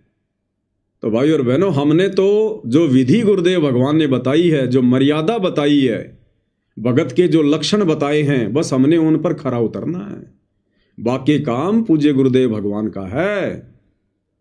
परमात्मा कहते हैं, जय हमरा भगत पछोड़ी होई, तो हमरा नाम न लेवे कोई। अगर मेरे भक्ता पर आपत्ति आ गई तो मेरा नाम कौन लेगा? संसार में भक्ति कौन करेगा? तो परमेश्वर पल पल रक्षा करेगा, पल पल, यदि हमें विश्वास है तो। लेकिन करेगा मर्यादित भक्तों की। मर्यादा तोड़ के चाहे कितना विश्वास करके बैठ जाना, मर्यादा तोड़ के चाहे कितना विश्वास करके बैठ जाना, कोई बचाव नहीं होगा। जिस प्रकार गुरुदेव भगवान ने बताया कि विश्वास करके और गधे के नीचे बाल्टी लेके बैठ जाओ, कभी भी दूध की नहीं भरेगा, वो मूत की भर सकता है, दूध की नहीं भरेगा। तो विश्वास, लेकिन विश्वास भी वही करो जहां पर सत्यता हो। तो हमने विश्वास करने की जरूरत है, बाकी तो सत्यता है, क्योंकि गुरुदेव स्वयं परमात्मा है। अब बस हमने विश्वास करके और मर्यादा में रह के भक्ति मार्ग पर आगे बढ़ने की आवश्यकता है। तो इस प्रकार से भाई और बहनों, ये जो शब्द है निर्विकार निर्भय तू ही और शकल भयमान, और सब पर तेरी साहिबी तुझ पर साहिब नाए, तो वो निर्विकार निर्विषम परमात्मा पूज्य गुरुदेव भगवान है, परमेश्वर रामपाल जी हैं। और भाई और बहनों, हमने इसी प्रकार से इस भक्ति मार्ग पर दृढ़ता के साथ स्वयं तो आगे बढ़ना ही बढ़ना है, अपने भगत भाई बहनों को भी जितना हो सके उतनी हमने दृढ़ता देनी है, सत प्रेरणा देनी है, क्योंकि भगत को भगत ही दृढ़ करेगा। इस ज्ञान से भगवान के बाद भगत ही परिचित होता है।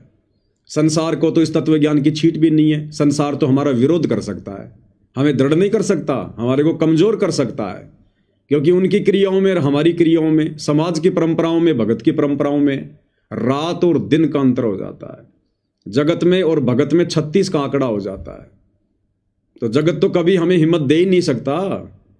तो भगवान के बाद यानी गुरु के बाद यदि भगत भाई बहनों को कोई हिम्मत देगा तो कौन देगा? गुरु का शिष्य देगा, गुरु भाई देगा, गुरु बहन देगी। तो विशेषकर हम भगत भाई बहनों ने जो हम सतगुरु रामपाल जी की शरण में हैं, अरे और भी नहीं तो कम से कम भगत भाई बहनों के साथ तो प्यार प्रेम से रहो। भगत भाई बहनों के साथ मिलके तो अपने भगवान की महिमा करो। लेकिन देखो वर्तमान में काल का कितना भयंकर दाव षड्यंत्र, जो सतलोक आश्रमों से जुड़े हुए भाई बहन हैं, गुरुदेव का परिवार है, सतगुरु को परमेश्वर के रूप में ना जानकर ना पहचान कर, और जिन आत्माओं ने सतगुरु को परमेश्वर के रूप में जान लिया, पहचान लिया, साथ संगति वालों ने, उनके साथ में देखो किस प्रकार से राग द्वेष ईर्ष्या मुकदमेबाजी मार पिटाई मन मुटाव।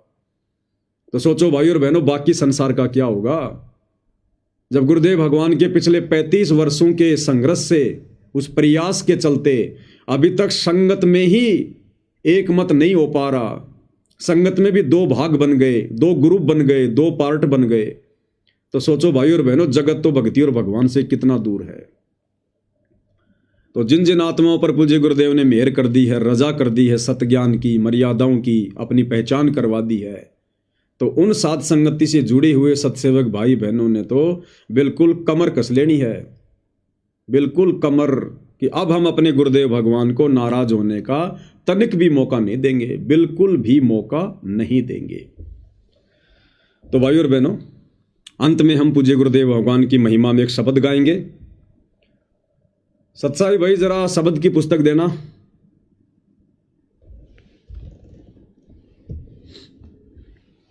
अंत में परमात्मा की महिमा में शब्द गाएंगे मालिक का।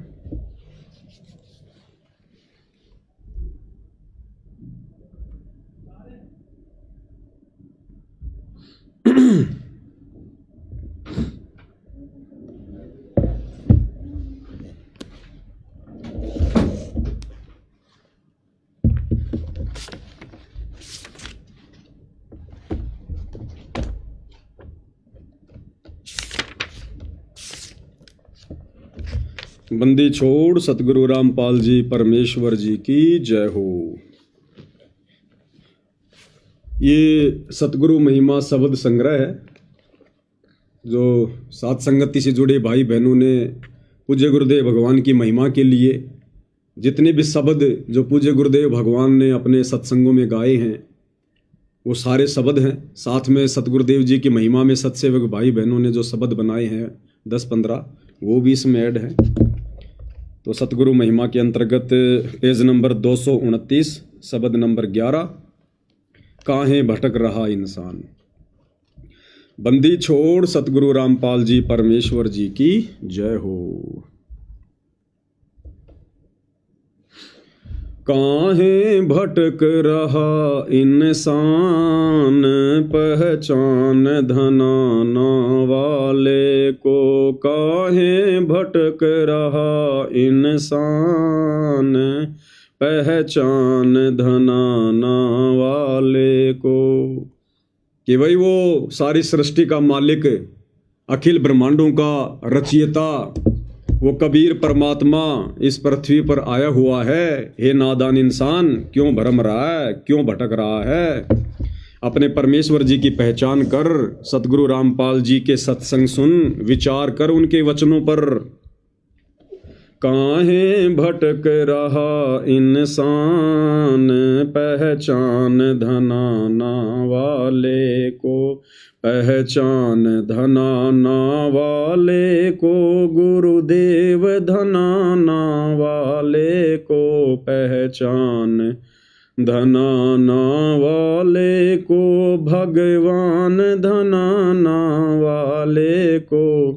काहे भटक रहा इंसान, पहचान धनाना वाले को। काहे भटक रहा इंसान, पहचान धनाना वाले को।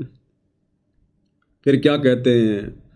मथुरा भटको चाहे काशी, फिर भी न मिले अविनाशी। मथुरा भटको चाहे काशी, फिर भी न मिले अविनाशी। क्यों पत्थरों का कर गुणगान, पहचान धनाना वाले को। क्यों पत्थरों का कर गुणगान, पहचान धनाना वाले को।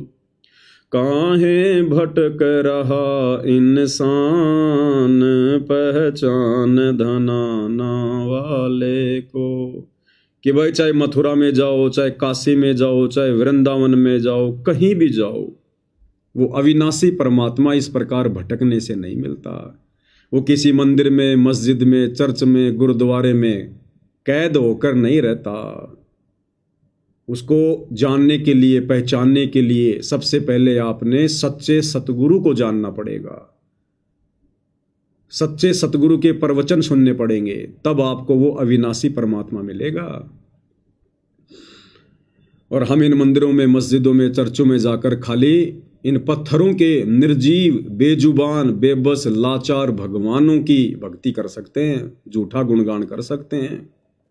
और इन पत्थरों के गुणगान करने से अविनाशी नहीं मिलेगा, भक्ति नहीं मिलेगी, हमारे कष्ट नहीं कटेंगे, हमारे भाग्य में लिखे हुए कष्ट नहीं कटेंगे। उसके लिए हमने गुरु धारण करना पड़ेगा सबसे पहले, और गुरु भी सच्चा हो। अब गुरु तो गांव-गांव में बैठे हैं, नगर-नगर में बैठे हैं, घर-घर में गुरु बैठे हैं। वो नहीं, गरीब अंधे गूंगे गुणु, गरीब अंधे गूंगे गुरु घणे, लंगड़े लोभी लायक, और साहिब से परिचय नहीं, कांव बनावे शाख। उन गुरुओं का क्या करें जिनका परमात्मा से मेल नहीं, जिनका परमात्मा से कोई परिचय नहीं, जो स्वयं परमात्मा के विषय में नहीं जानते। जिस प्रकार शिरडी के साईं बाबा, लाखों लोग उनको फॉलो करते थे, आज भी फॉलो कर रहे हैं, और पूरी जिंदगी वो साईं बाबा एक ही श्लोक बोलते बोलते मर गया, सबका मालिक एक। उसने जिंदगी में किसी को नहीं बताया कि वो सबका मालिक एक कौन है, कहाँ रहता है, कैसे मिलेगा, उसका नाम क्या है, उसका गांव क्या है। तो परमात्मा ने यही लिखवाया कि क्यों पत्थरों का करे गुणगान। अरे जो जिंदा रूप में धरती पर आता है उसका गुणगान कर। वो पत्थर तुझे उपदेश नहीं देगा, लेकिन जिंदा रूप में जो परमात्मा सतगुरु रूप में धरती पर आता है वो तेरी हर शंका का समाधान करेगा। तो जितने भी आन उपासना करने वाले, देवी देवताओं की पूजा करने वाले, बहुत सारे इन धर्मों में बटे हुए भाई बहन, हिंदू, मुस्लिम, सिख, ईसाई, भाई हम सब एक परमात्मा के बच्चे हैं, हम सब जीव आत्मा हैं।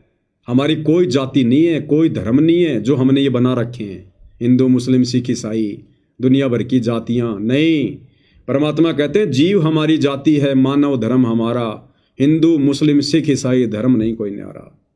हम सब जीव हैं, दो कोडी के, हमारी कोई औकात नहीं, 8 मास का पुतला है। ये श्वास निकलते ही सबकी दुर्गति होती है यहाँ पर। तो जीव हमारी जाति है, यानी हमने अपनी औकात को समझना चाहिए कि हम 2 कोडी के प्राणी हैं। जीव की यहाँ कोई औकात नहीं है, चाहे वो देश का प्रधानमंत्री क्यों ना बन जाए।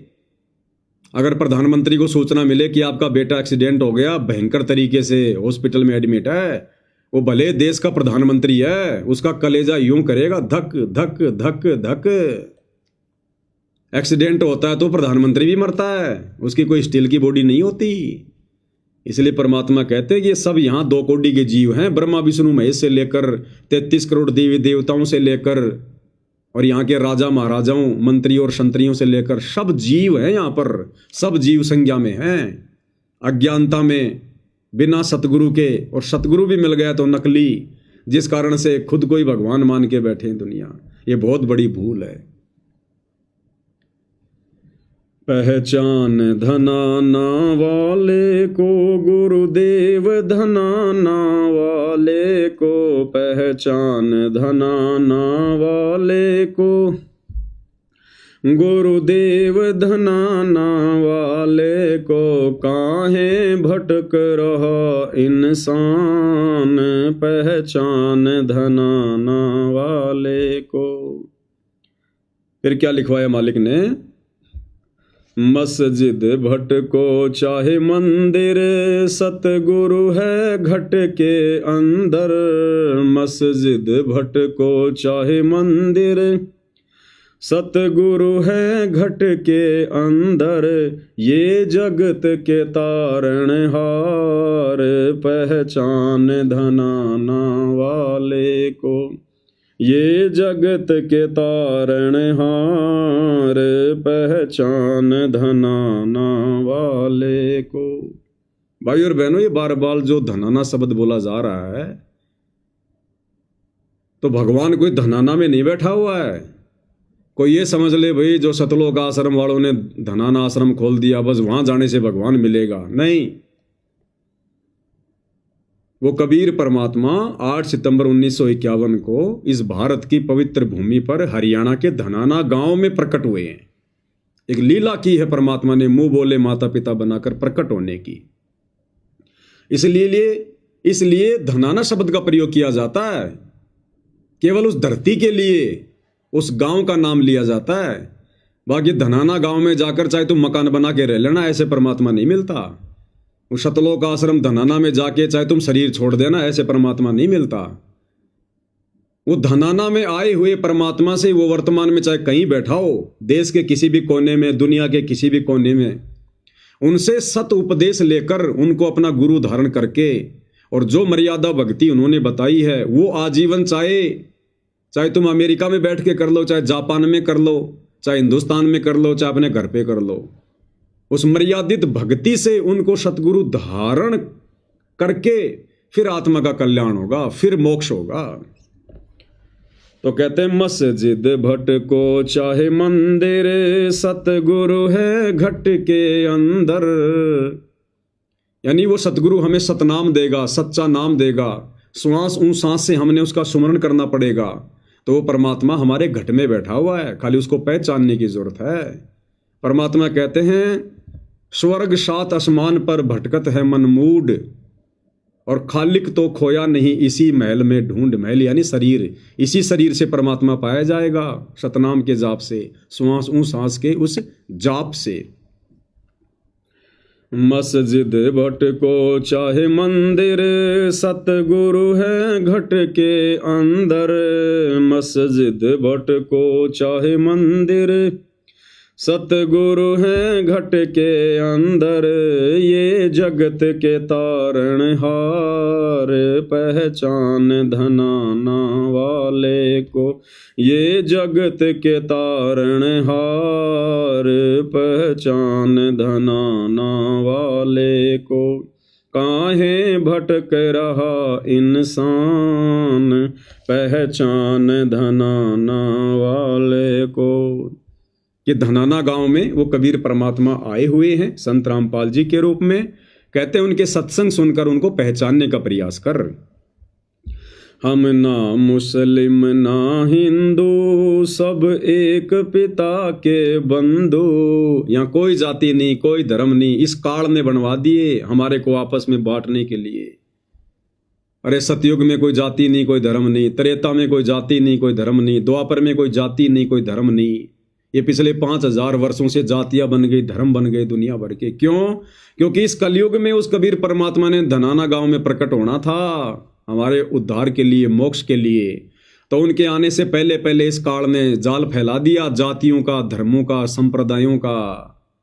परिवारों को भी आपस में बांट दिया उसने, आधा परिवार शहर में, आधा परिवार गांव में, ताकि आपस में एक दूसरे से मिल ना सके, एक दूसरे के विचारों से हम लोग सहमत ना हो सके, एक दूसरे के दुश्मन बन जाएं।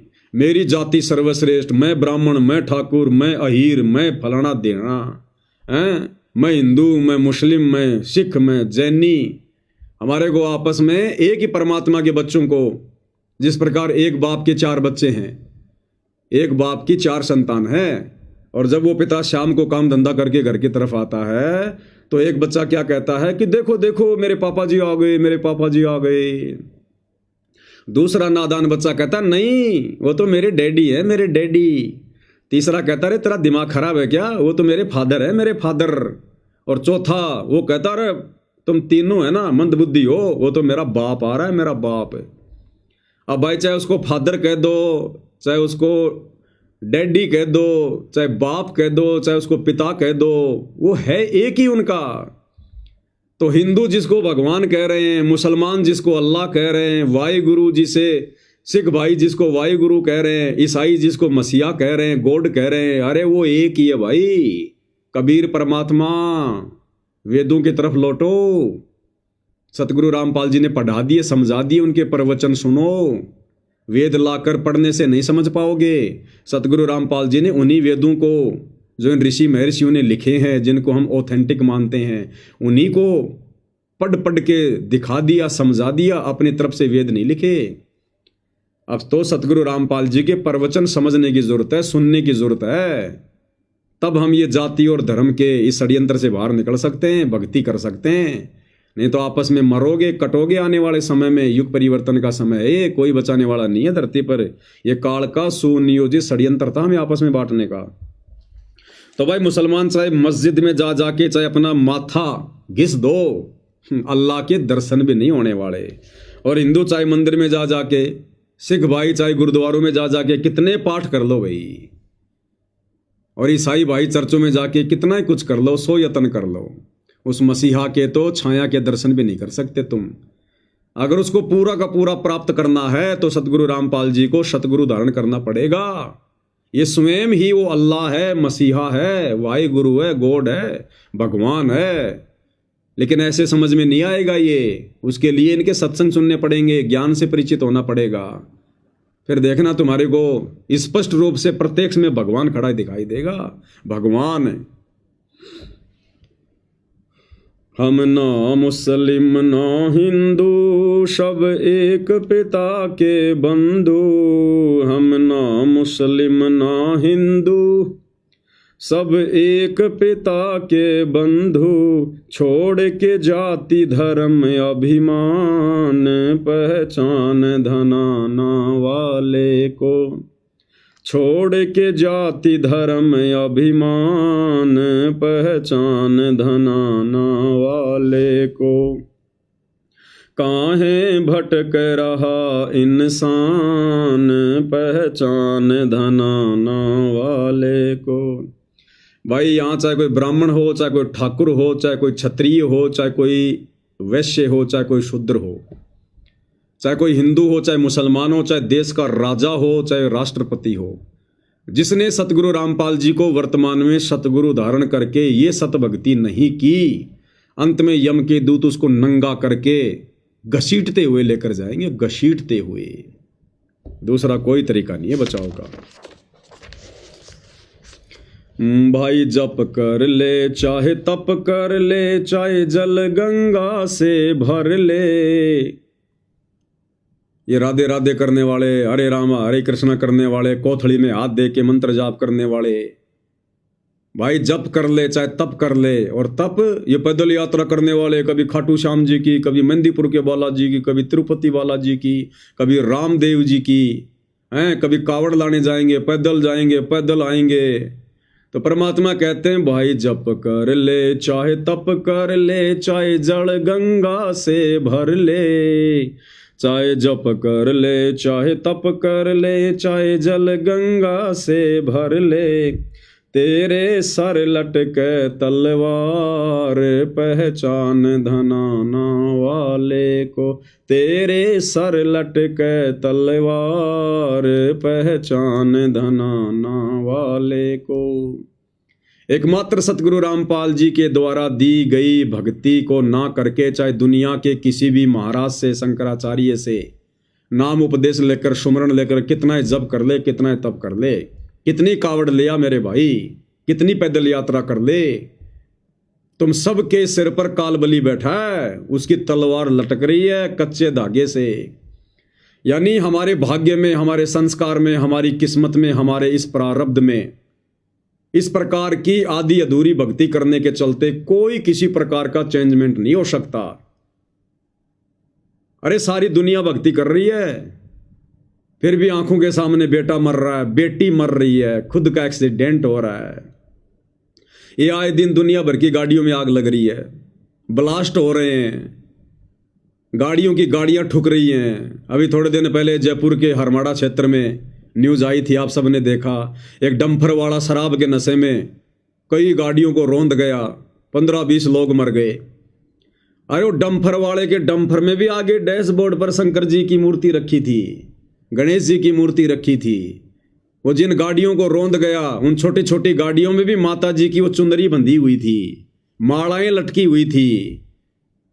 कोई प्रेमानंद जी का चेला था, कोई किसी का चेला था, अपने गुरुओं की फोटो भी रखी हुई थी, उन गुरुओं के द्वारा बताई गई साधना भी करते थे।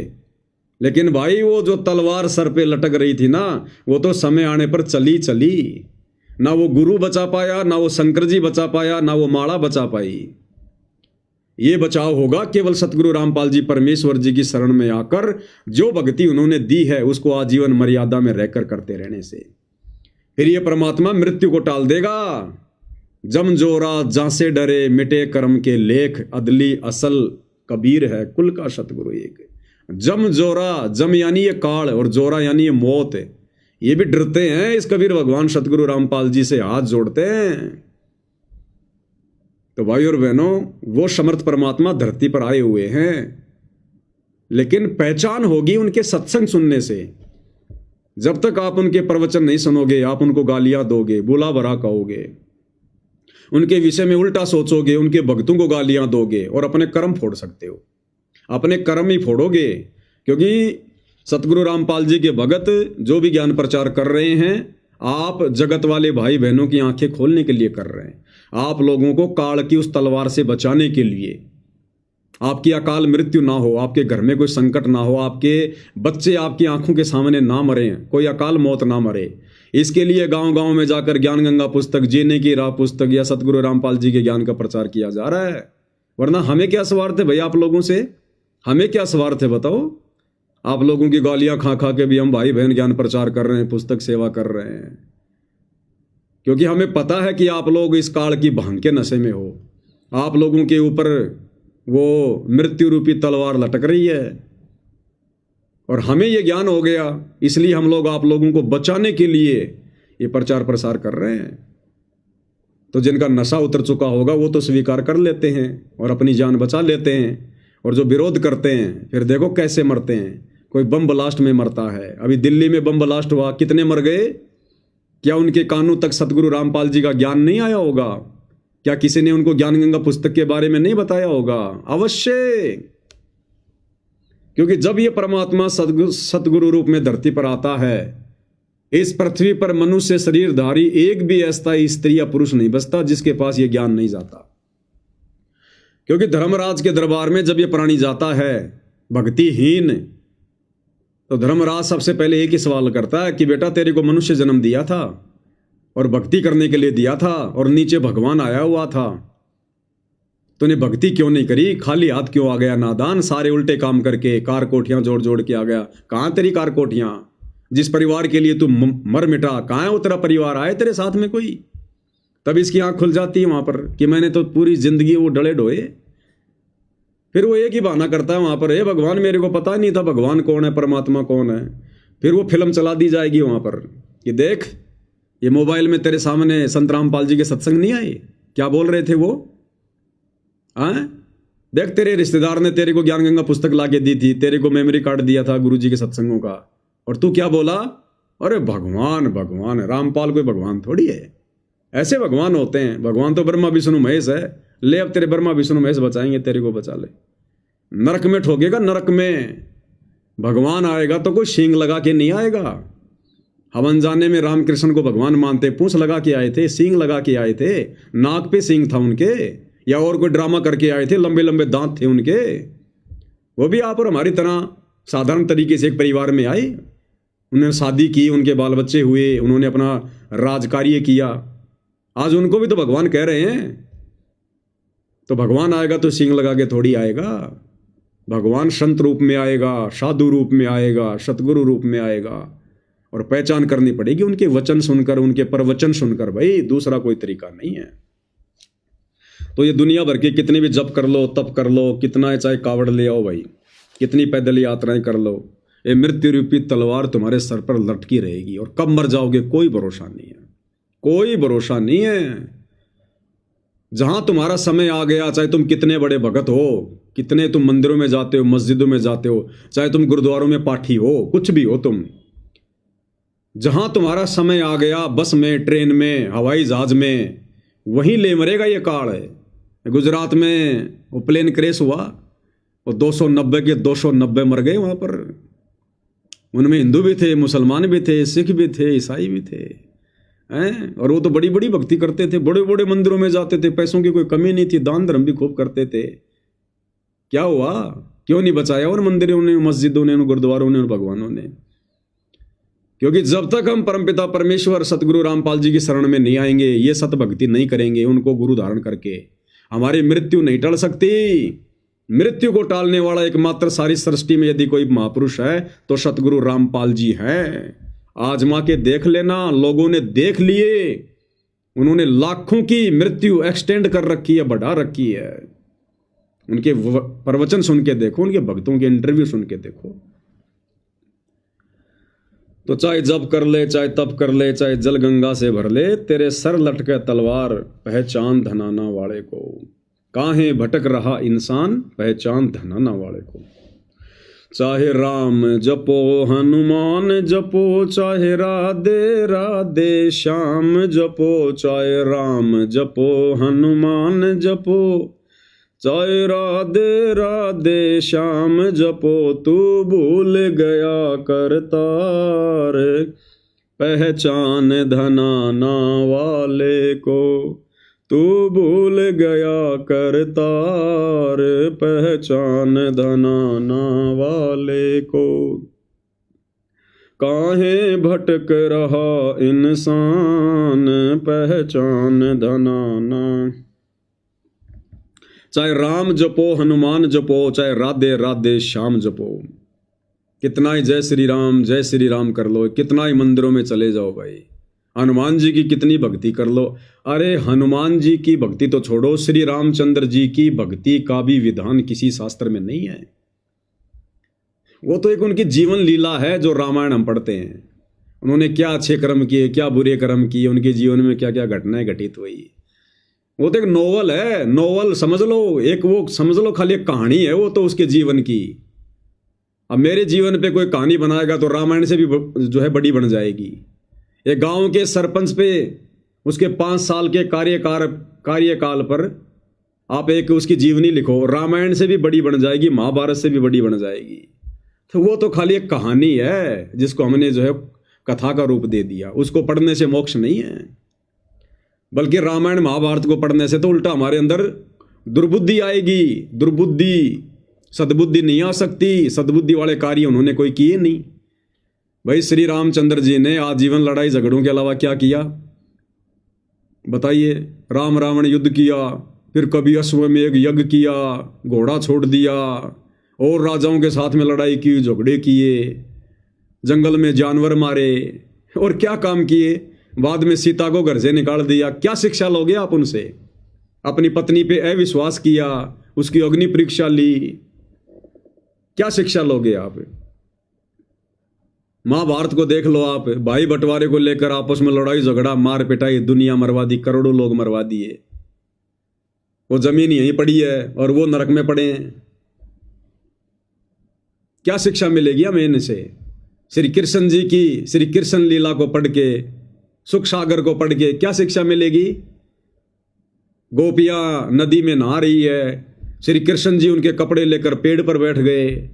गोपियां कह रही हमारे कपड़े दो, हम नंगी है, हमें शर्म आती है। श्री कृष्ण जी कह रहे हैं नहीं नहीं, नंगी आओ फिर कपड़े लो। वो बेचारी अपने जो है गुप्तांगों के ऊपर हाथ रख के शर्म के मारे बाहर आ रही हैं। फिर श्री कृष्ण जी उनको कपड़े दे रहे हैं। अरे ये कथाएं सुनेंगे तो हमारे अंदर विषय वासना की आग और भड़केगी। ये तो कामसूत्र की कथाएं हैं, कामसूत्र की। इनसे कोई जीवन परिवर्तित थोड़ी होगा। खुद की 8 रानियां, उसके बावजूद भी गोपियों के साथ में संभोग करना, एक राजा से युद्ध करके 16,000 औरतें ले आना, उनके साथ में शारीरिक संबंध बनाना, आप कर सकते हो क्या आज ऐसा? अरे जो श्री कृष्ण जी ने किया, क्योंकि भगवान के पद चिन्हों पर भगत ने चलना पड़ता है, तो आज आप श्री कृष्ण जी के पद चिन्हों पे आप जी जो है चल सकते हो क्या? और चल लिए तो आप जी सुखी रह सकते हो क्या?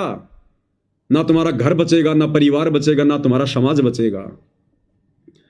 उनके तो 8 रानियां थी, उसके बावजूद उन्होंने 16,000 के साथ शारीरिक संबंध बनाए।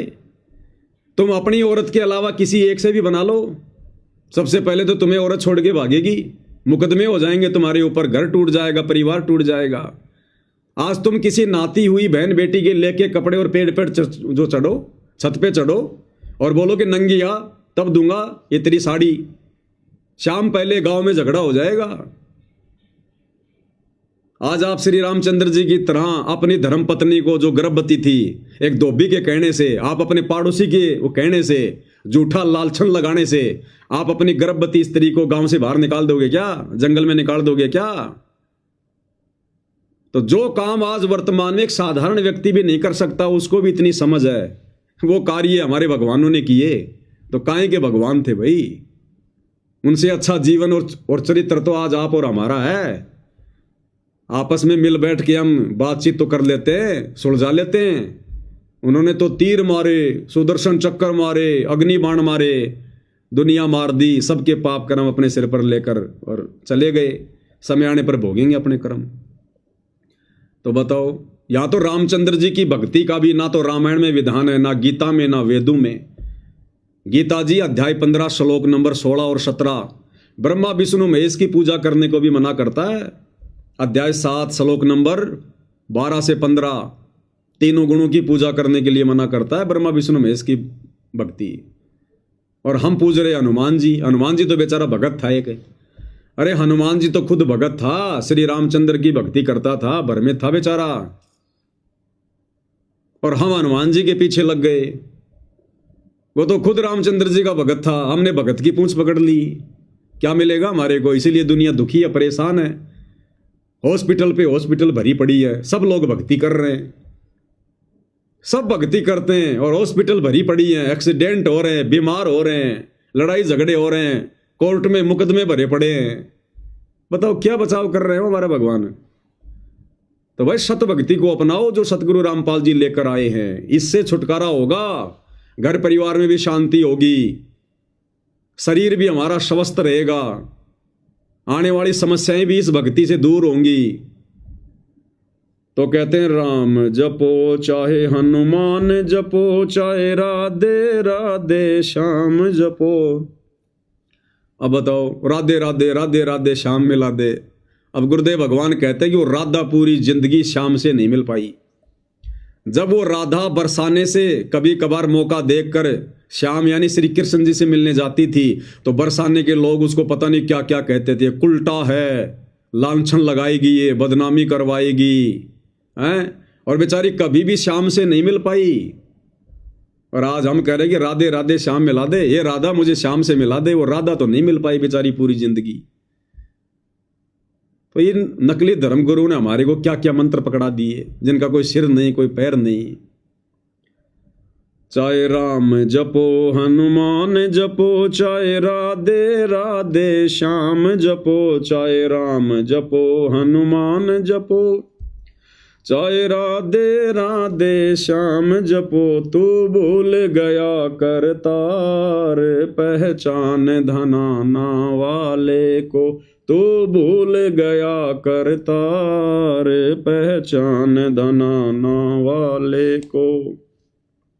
काहे भटक रहा इंसान, पहचान धनाना वाले को। ये नादान प्राणी क्यों भटक रहा है, दर दर की ठोकरें खा रहा है। पहचान अपने परमात्मा को, सतगुरुदेव भगवान को, जो आप और हमारे लिए आए हैं, हमें सुखी करने के लिए आए हैं।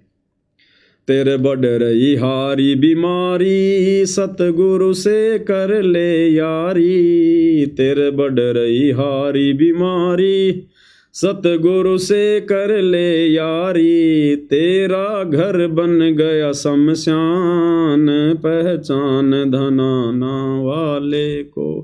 तेरा घर बन गया शमशान, पहचान धनाना वाले को।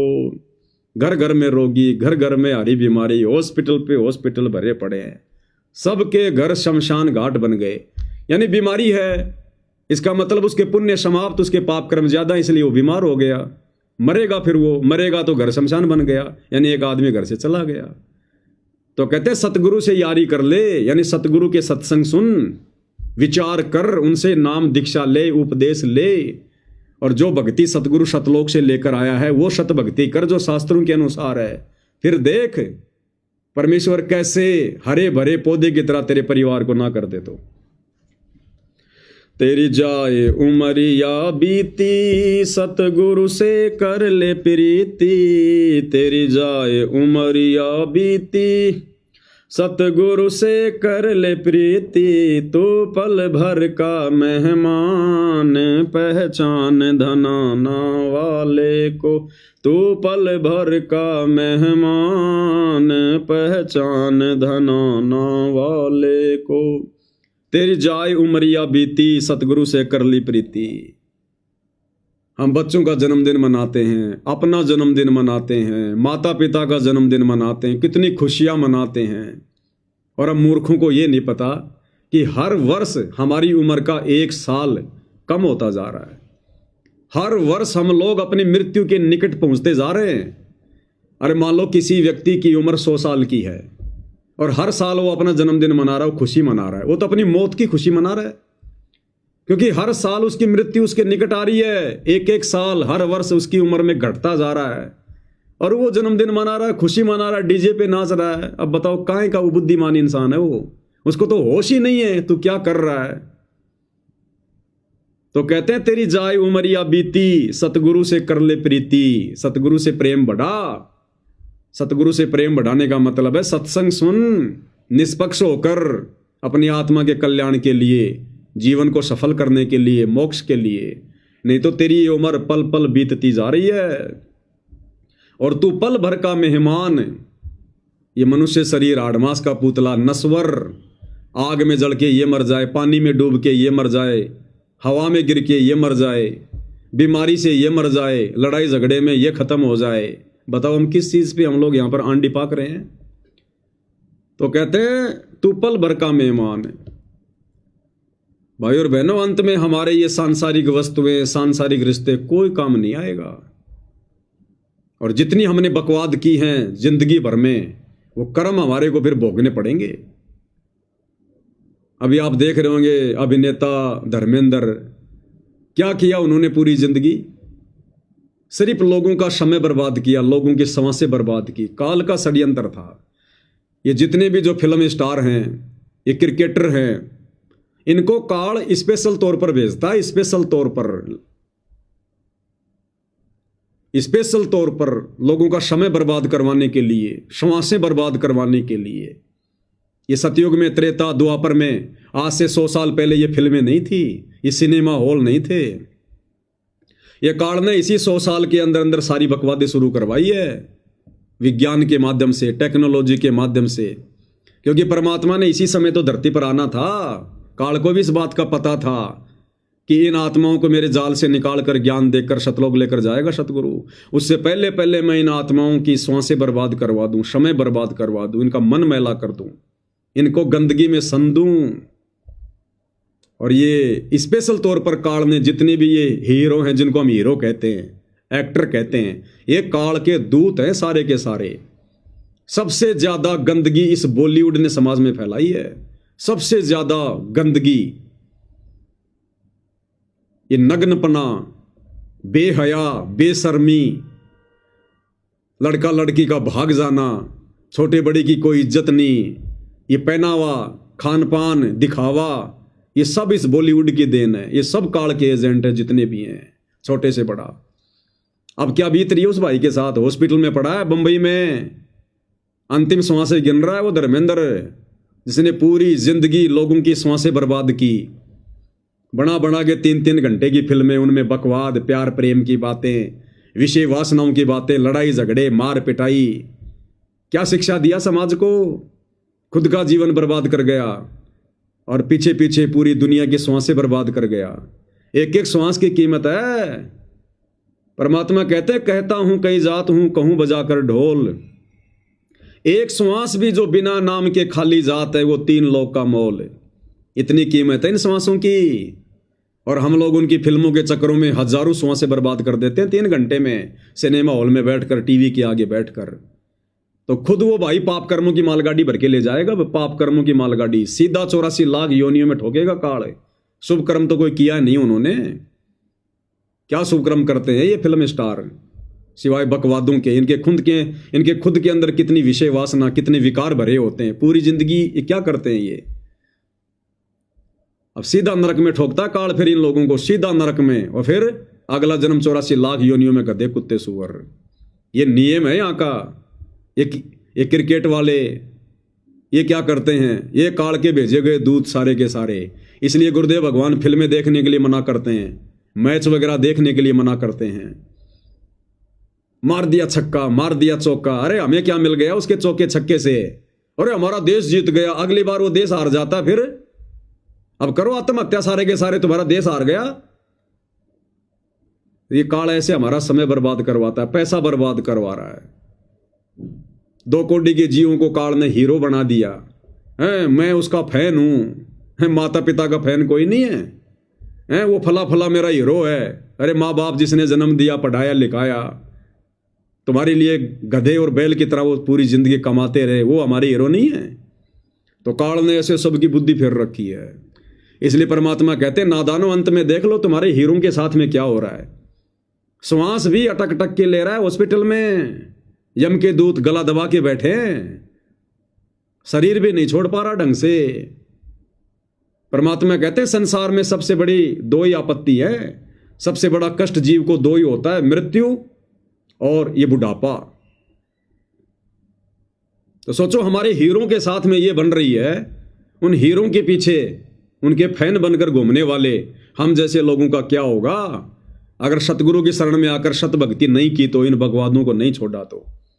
इसलिए परमात्मा कहते हैं, तेरी जाए उमरिया बीती, सतगुरु से कर ले प्रीति। तेरी जाए उमरिया बीती, सतगुरु से कर ले प्रीति। तू पल भर का मेहमान, पहचान धनाना वाले को। तू पल भर का मेहमान, पहचान धनाना वाले को। काहे भटक रहा इंसान, पहचान धनाना वाले को। थारी साध संगत कर पूजा, मारा और नहीं कोई दूजा। थारी साध संगत कर पूजा। यानी अब हम भगत भाई बहन अपने पूज्य गुरुदेव भगवान की महिमा में, कि गुरुदेव भगवान ने हमारे ऊपर जो महाउपकार किया है अपनी शरण में लेकर, शत भक्ति देकर, उसके लिए हम साध संगत वाले भाई बहन अपने गुरुदेव की महिमा करते हैं लास्ट में। थारी साध संगत कर पूजा, मारा और नहीं कोई दूजा। कि हे परमेश्वर, हे गुरुदेव भगवान, आपके अलावा इस नकली संसार में, नश्वर संसार में हमारा और दूसरा कोई संगी साथी नहीं है, कोई सहारा नहीं है हमारा। अंत समय में केवल आप ही हमारे सहारे हो, आप ही हमारे भगवान हो, हमारे परमात्मा हो। थारी साध संगत कर पूजा, मारा और नहीं कोई दूजा। गुरु राम पाल भरतार, पहचान धनाना वाले को। गुरु राम पाल भरतार, पहचान धनाना वाले को। भरतार यानी धनी, स्वामी। काहे भटक रहा इंसान, पहचान धनाना वाले को। पहचान धनाना वाले को, गुरुदेव धनाना वाले को। पहचान धनाना वाले को, गुरुदेव धनाना वाले को। काहे भटक रहा इंसान, पहचान धनाना वाले को। काहे भटक रहा इंसान, पहचान धनाना वाले को। अब भाई और बहनों, ये विशेष संदेश है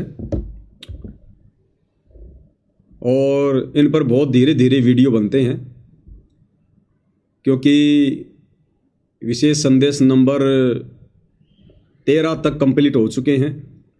एक विशेष संदेश 1 घंटे का होता है, कोई 52 मिनट का होता है, जो गुरुदेव ने हिसार जेल से भेजे हैं। तो विशेष संदेश नंबर 13 के ऊपर तो 3-3 घंटे के जो है 15 पार्ट बने, 15 पार्ट यानी 52 मिनट का गुरुदेव का सत्संग। उसके ऊपर 15 वीडियो जो है वो बने थे 3-3 घंटे के, यानी 45 घंटे साथ संगति हुई थी गुरुदेव के 52 मिनट के सत्संग पर। और अब ये सत्संग नंबर 14, विशेष संदेश नंबर 14। कल इस पर हम 2-2.5 घंटे लाइव आए, आज मालिक की दया से 2 घंटे हो गए, जबकि मुश्किल से 5 मिनट का ही गुरुदेव का सत्संग समाप्त हुआ है। तो हमें भी कोई जल्दबाजी नहीं है, हमने तो परमात्मा की महिमा करनी है, कोई नंबर थोड़े बनाने हैं कोई जल्दी जल्दी, कोई आपत्ति थोड़ी आ रही है। मालिक की चर्चा करेंगे, प्यार प्रेम से करेंगे, धैर्य के साथ करेंगे, हृदय से करेंगे, समय चाहे कितना ही लगे। और रोजाना अगर 1 घंटा 2 घंटा भी मालिक की चर्चा हो जाती है, ये भी भगवान का सुमरण हो रहा है। हम भाई बहन मिलकर मालिक की चर्चा कर रहे हैं, महिमा कर रहे हैं, सत्संग सुन रहे हैं, निष्कर्ष निकाल रहे हैं, ये भी हमारा सुमरण हो रहा है। ये भी एक परमात्मा का जो है वो सत्संग ही है, परमात्मा की याद जो है वो तरोताज़ा हो रही है, मालिक की महिमा हो रही है। ये भी भक्ति का एक अंग है, एक पार्ट है, क्योंकि गुरुदेव कहते हैं साध संगत हरि भक्ति बिन कोई न उतरे पार, निर्मल आदि अनादि है गंदा सब संसार। तो साध संगति भी भक्ति का एक पार्ट है। और यदि हमने निष्पक्ष होकर, राग द्वेष को छोड़कर, यदि हमने कुछ सार ग्रहण किया, ये नहीं सोचना कि यार ये भगत होके क्यों इतना बोल रहा है, ये भगत होके क्या ज्ञान छांट रहा है, ये तो होती है मूर्खों की बात, अज्ञानियों की बात है।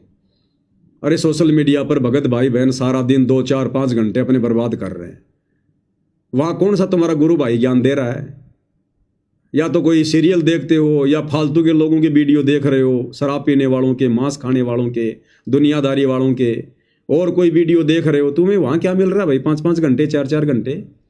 और यहाँ तुम्हारा भगत भाई अगर तुम्हारे गुरु से संबंधित कोई बात बता रहा है तो तुम्हारे मिर्ची लग रही है, क्योंकि काल नहीं चाहता कि तुम थोड़ा बहुत सच्चाई से परिचित हो जाओ, तुम्हारे पुण्य बन जाएं, सतगुरु की महिमा में तुम्हारा भी हिस्सा हो जाए। काल नहीं चाहता। इसलिए जो समझदार आत्मा होती है वो तो अपना ध्यान लगा के सुनती है, मालिक की महिमा का आनंद लेती है। अरे पहले भाई हम लोग जब इस नाम से परिचित नहीं थे, सतगुरु की शरण में नहीं थे, तो गांव में कोई जागरण होता था, कोई कीर्तन होता था, कोई राम कथा होती थी, और सारा दिन वो नशेड़ी लोग ढोलक पेटी लेकर रामायण बोलते रहते थे। वहाँ रामचंद्र जी आ रहे थे क्या रामायण करने? हनुमान जी की कथा में हनुमान जी आते हैं क्या वो कथा करने के लिए? आप और हमारे जैसे ही वो नशेड़ी व्यक्ति उस समय तो बन गया भगत, और बाकी वो दारू के ठेके शराब पीता है, बीड़ी पीता है। बीड़ी तो इन राम कथाओं में यहाँ पे प्रसाद के रूप में चलती है। तो जब उनके मुंह से पूरी पूरी रात हम वो सुनते रहते थे, जिसके सुनने से कोई लाभ भी नहीं मिलना था, उन कथाओं के सुनने से हमारे को कोई पुण्य भी नहीं मिलना था, तो आज तो सच्चे भगवान की महिमा और उनके भगत कर रहे हैं तो पुण्य पुण्य है, फायदा ही फायदा है।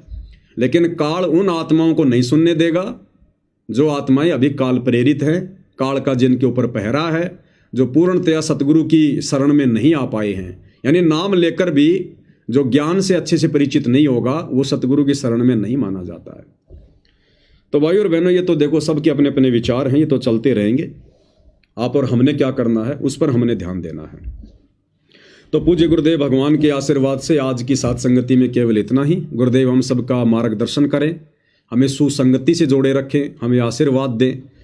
बंदी छोड़ सतगुरु रामपाल जी परमेश्वर जी की जय हो।